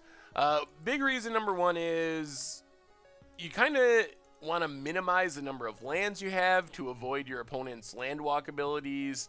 And with islands, there's these weird, like, can't attack unless your opponent controls an island card. Island home, maybe the mechanic was, something like that. So there's these weird cards like that that make islands in specific problematic. Favorite color combo in Standard? Blue, well, right now, maybe blue-black right now. Black spells cost 1 more to cast. Alright, just a 4/4 for 4. We have not hit many good things with our early drops. Like at all. Ooh, melee, other creatures that have melee. When it attacks, it gets +1/+1 until end of turn for each opponent you attacked with a creature this combat. Oh, so it just gives my creatures +1/+1.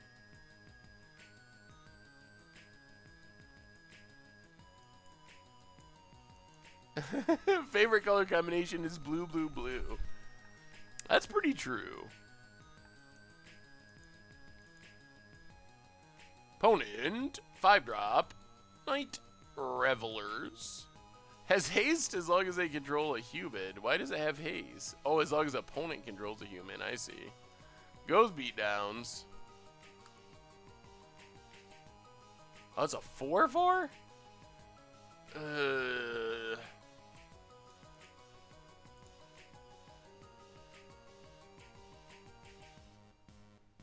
So we take 8.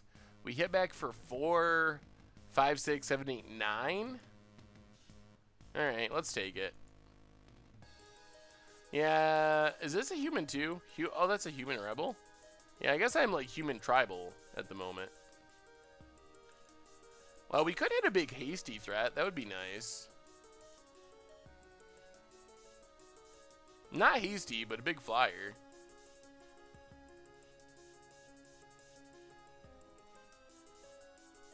Alright, let's get in with everything.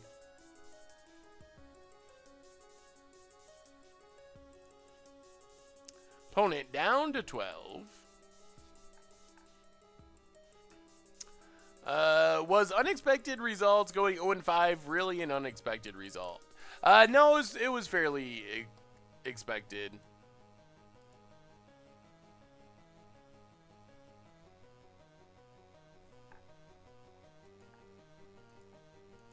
Opponent Halioth. Whenever a creature with power 5 or greater enters the battlefield under your control, you may return target creature card from your graveyard to your hand. That does not do much of anything.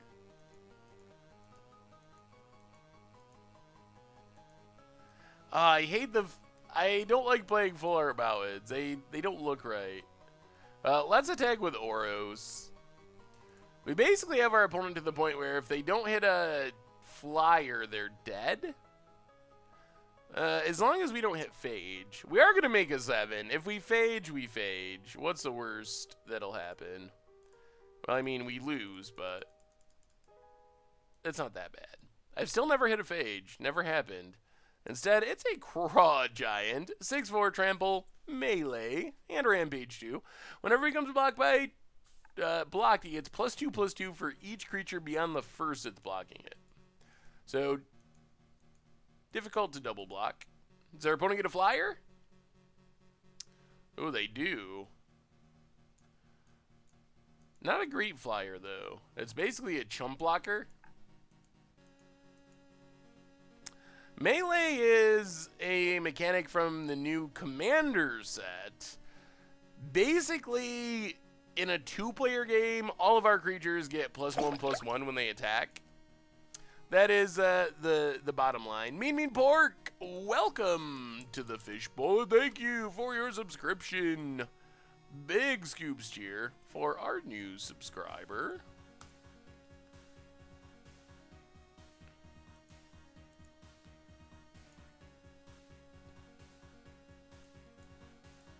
All right, let's make an 8.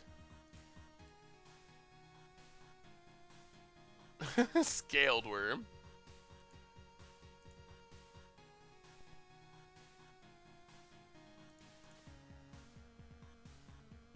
Block, block, block. Yeah, that's not worth it. We'll just attack with the flyer. Oh, it's from Conspiracy? Yeah, you're right. All the treasure chest cards on Magic Online get jumbled together. Conspiracy, take the crown. Jay Zoller, good thing you're here to correct me. And Pretty Pangolin. And a bunch of people. Thank you, thank you. Oh, Trench Gorger is huge, but it doesn't matter. We still just fly over for the last points of damage.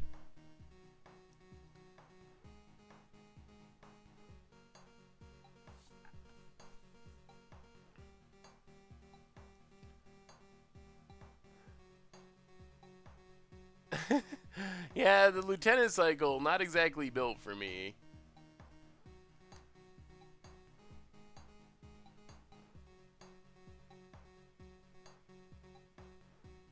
Do I have a pet goldfish? No. I did have pet fish when I was younger, but I do not currently have pet fish. I currently don't have a pet, period, actually. Maybe I'll have to get one. Opponent goes attacking. We'll just take it. Doesn't really matter. And we'll just swing. No reason to risk something bad happening. Alright. Will the win streak, or loss streak rather, end? It's gonna be close. One game. We've lost how many matches in a row on stream? A ton.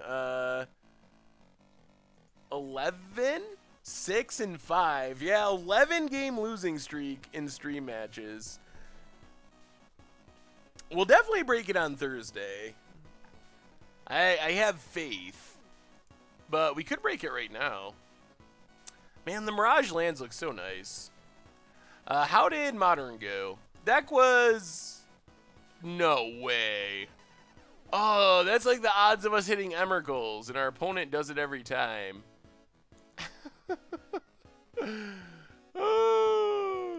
We had a sweet one, though. Like, the deck was really bad overall, but we definitely got a sweet game win where we unexpected resulted 2 Emrakuls in a row to win a game that we should have lost. So sort of like against the odds, I guess, in a sense, where overall it was pretty bad, but we did do something super sweet at one point. I can't believe our opponent is so good at getting Dryad Arbors.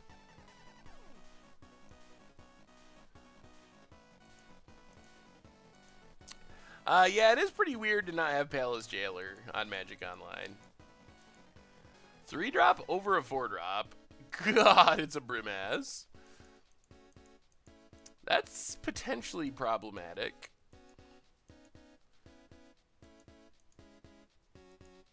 No, we take the hit. Best Eldrazi style deck in Standard at the moment. We haven't really seen any Eldrazi style decks recently. That's actually a kind of a hard question. Necroplasm, being your up to +1/+1 counter on it. Beginning your end step, destroy each creature with converter mana cost equal to the number of counters on it. Oh. So we're gonna destroy that Dryad Arbor? That works. That was pretty good.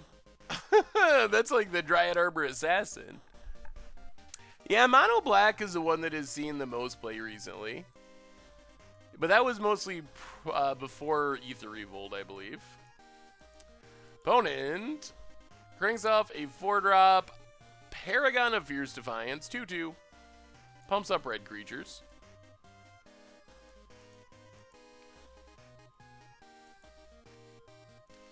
Yep. We can't really block anything, unfortunately. So we're kind of getting beaten down. Down to 16. We get a +1/+1 counter.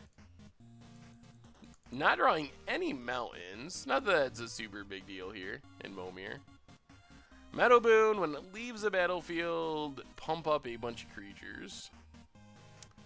I'll pass the turn. So we destroy all the 1-drops. This is... Are we just going to lose instantly? I guess we got to hit something big. Yeah, the only downside with Necroplasm is it is going to kill itself when it gets to 3 counters. So it's good at oddly and slowly killing things, but unless you can like proliferate past 3, it will kill itself. There's the big attack. Well, let's do some blocking. Oh dear. Bog Tatters. Oh dear. Yeah, we are in super serious trouble. The losing streak might continue. 4-2 Swamp Walk is insane right now. We hit a huge flyer, which is nice, but this Brimaz is still holding down the ground. Yeah. Well, we're going to have to hit something really awesome in the next turn or so. We will kill these 3-drops at the end of next turn.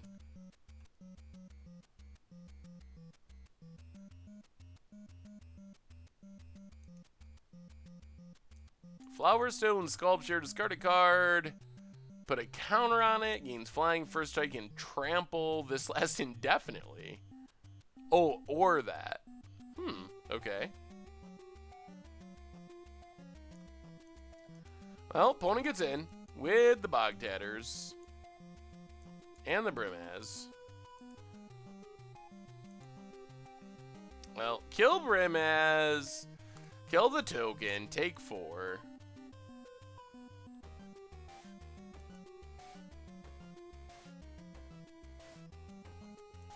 The problem is we're just running out of time. That's the big problem here.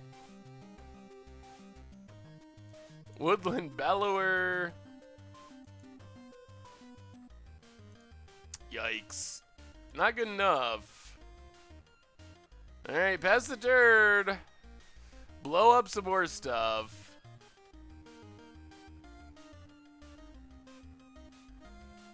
Yeah, maybe I should have gave up the Meadow Boon. That could be correct.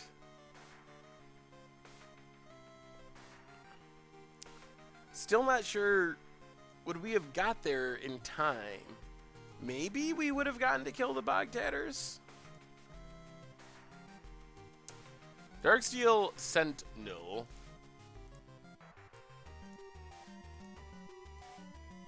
Opponent gets in with the Swamp Walker. And passes. Well, play a mountain. Platinum Angel or bust is where we're at this point. Platinum Angel? Pentavious. Can't shoot things down, just makes flyers. All right, that does it. The losing streak continues against Bioprince. Oh, man. Well, Thursday we're going to get him. Losing streak is ending. Yeah, maybe blocking with Meadow Boon and pumping stuff would have kept us in the game. I guess it was better than the other options, so good game, Bioprince, good game. Well, I'm glad it was fun. Maybe we'll get a chance for some more Momir on Thursday, so anyway, everyone, that does it for tonight. Make sure to check out the MTG Goldfish replay YouTube if you want to check out this stream in the future and other old streams. On the merch page, we got some new stuff, including playmat bags.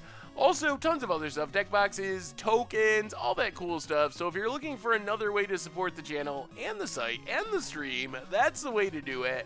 And, of course, the normal YouTube is where you will find some sweet stuff coming out. We got a Planeswalker deck battle, the Ether Revolt Planeswalker decks, coming out tonight between me and Richard. That special video of Mardu Vehicles versus Cawblade, Cars versus Caw, coming out this week. Against the Odds tomorrow. And, of course, we will be back here on Thursday for another stream, 6 o'clock Eastern. So I will see you all then. Until then, have a awesome night, have a good day tomorrow, and I will talk to you soon.